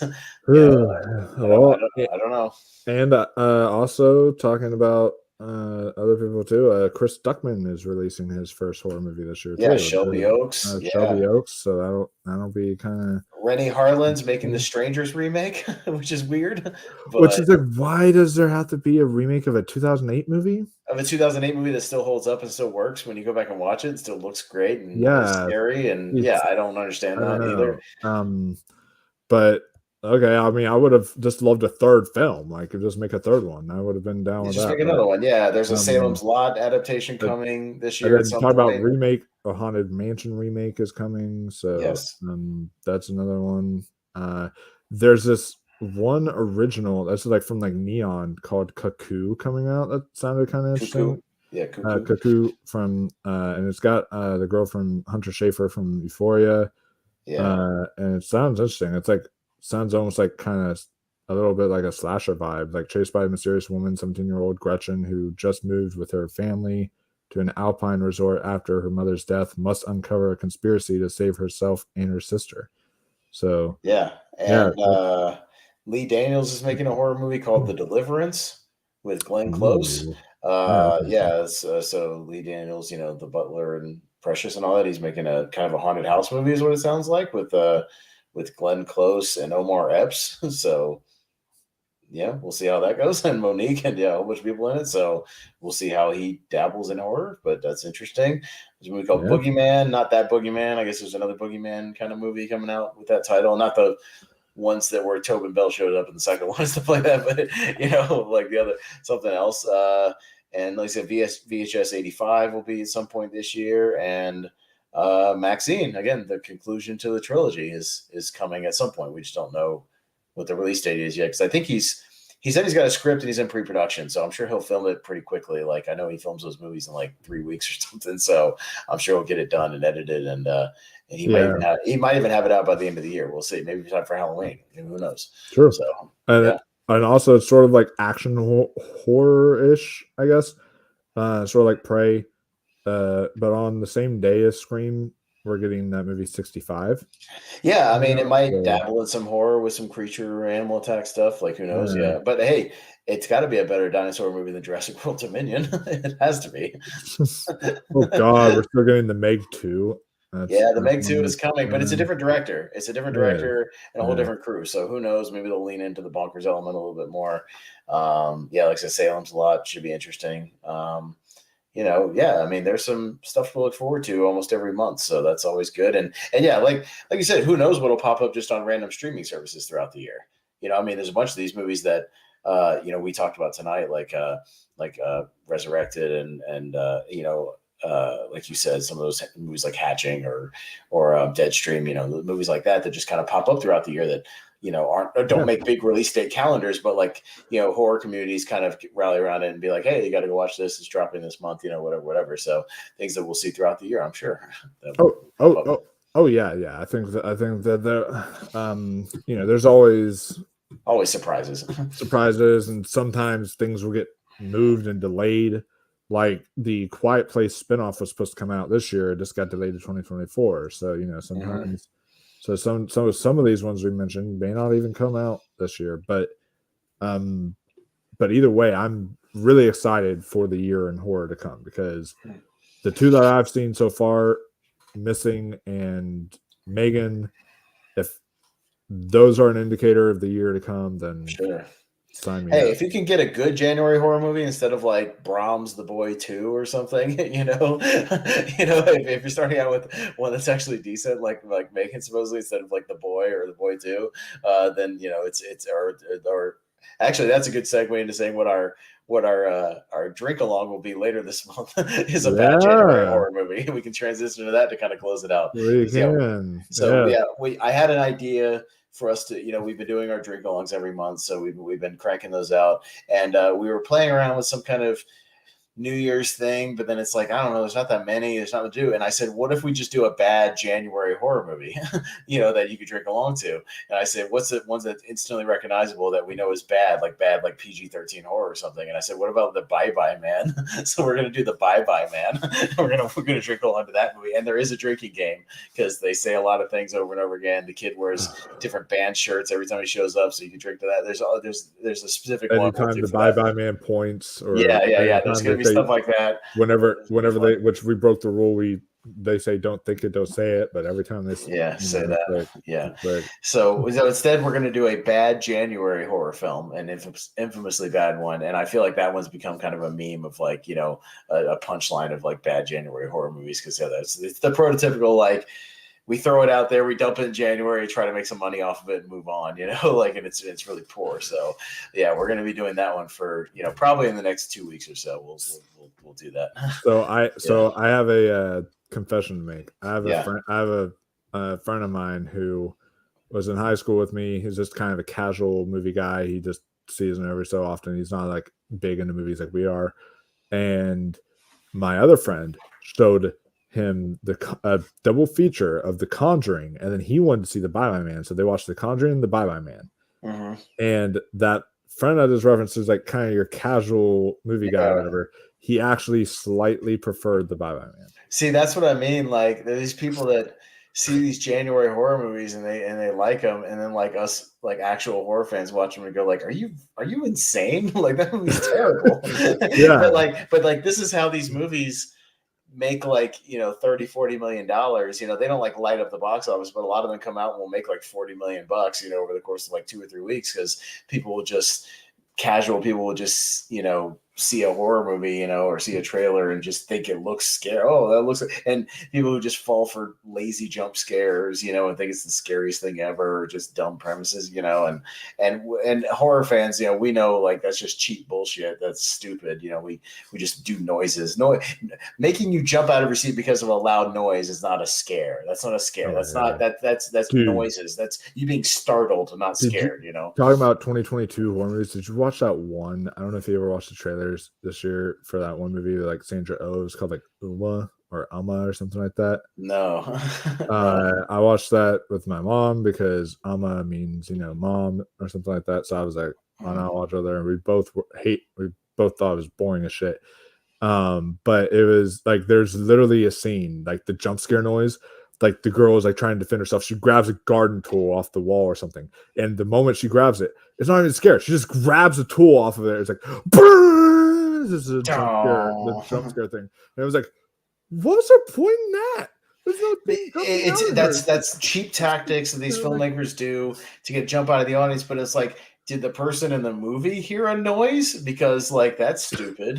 Then why is that noise there? Like if I'm walking around my house and I pick up a pillow, does it go dong? Like it's just silly and stupid. Like I mean, it's one thing if something bangs like on the house or something. Like there's movies where like you'll get a knock out of the door, all of a sudden it'll jump the character because they're being creeped out by something, and I get it. But like but yeah, any movie that just uses noise to jump, like when somebody puts a hand on somebody and you make a loud noise like a shriek, that's not a scare. That's just that's cheap bullshit. Like I hate that. It's one of my tropes that I can't stand. And again, Dude. most of the movies on our list that we like don't do cheap Yeah. stuff. They do real stuff that Oh yeah. creeps you out, that Absolutely. unnerves you, that makes you that unsettles you, stuff that freaks you out. Or there are movies like Smile that had good jump scares that actually like they're earned because the movie is working, because the movie is it puts you in an atmosphere that works. You know, And where they're not like cop out jump scares, where like yes, you know where it's like where you see someone that does noise and it's like, Brad, why'd you scare me? And it's like the boyfriend jumps out at the, and it's like it's not even like a real scare. Like those things bug me. Or like I didn't even see Brahms the Boy 2, but like I remember I went to go see a movie and I theater hopped into Brahms the Boy 2. Yeah. And I walked in at like, and it was like the weirdest, most awful thing. Like the scene wasn't even executed well. Where like Katie Holmes is like walking down a hall, and then it plays the whole like boom music or whatever, and then she just like turns around, she's like, "Hello," and I was like, I walked out. I walked out. I was terrible. like, I'm just like, I'm done. Terrible. I can't do this. So I was like, it was awful. I hate that. That's the worst. That's the worst thing in the world. That, and when like I get it when a character is freaking out in like a found footage movie, and like I talked about, like we love found footage movies, but like sometimes there's those ones where they are like, and they can't like keep the camera still at all while they're going, and they're not even like trying. It's like jiggling everywhere. It's like, dude, I can't watch this. This is like, well, that's why like something like Deadstream, like he sets up all the different cameras at the beginning. So like some of it we see from like a static camera, you know, and then it'll maybe bounce back to his head camera while she's on top of him, you know, like they're messing around, but it'll go back to the corner camera, you know, showing them struggling. So like it's a mix of the stuff, you know what I mean, where they can like bounce around, and so it's not so erratic. But yeah, like I like when they can kind of play around, or like with Missing, they can play.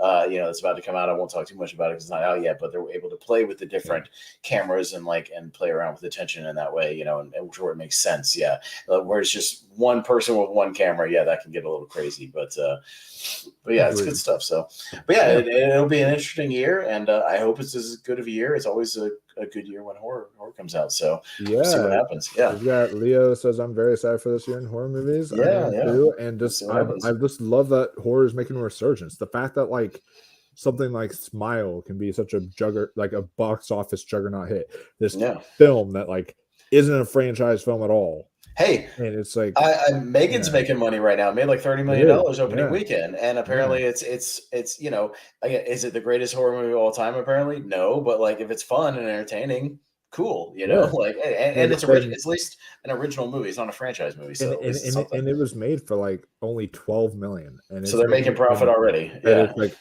because Blumhouse, like they make movies for dirt cheap, and it's like, and then they can just make their money back. So yeah. It's and especially like word of mouth too, and word of mouth of Megan is carrying it. So so yeah, definitely a lot to look forward to. Definitely a lot of great to come out in 2022, and just I'll have to bring you on for some of our other like maybe I can like, because no one else on my team is really as big into horror as like you and I are.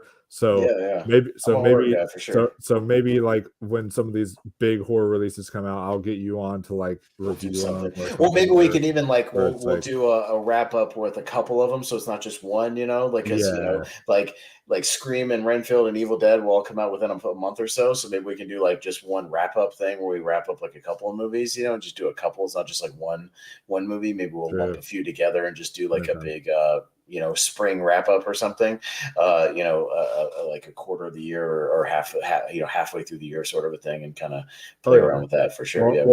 We'll definitely do like an actual like ranking of like our best horror movies halfway through the year whenever we get to like you know to like the June mark and stuff. But yeah, a lot of great stuff. Thank you for coming on, and totally. I have the drinking game coming up, and then also this weekend is big into horror because it's Friday 13th. So hopefully tomorrow I'm gonna try to do like either I'm gonna do like a Friday 13th related video, like either Friday 13th ranking or something. If I can't do that, then I'll definitely I'm watching Sick that night, so I might like do a review or something like it like that for that. But I want to do like something horror related since it's Friday 13th.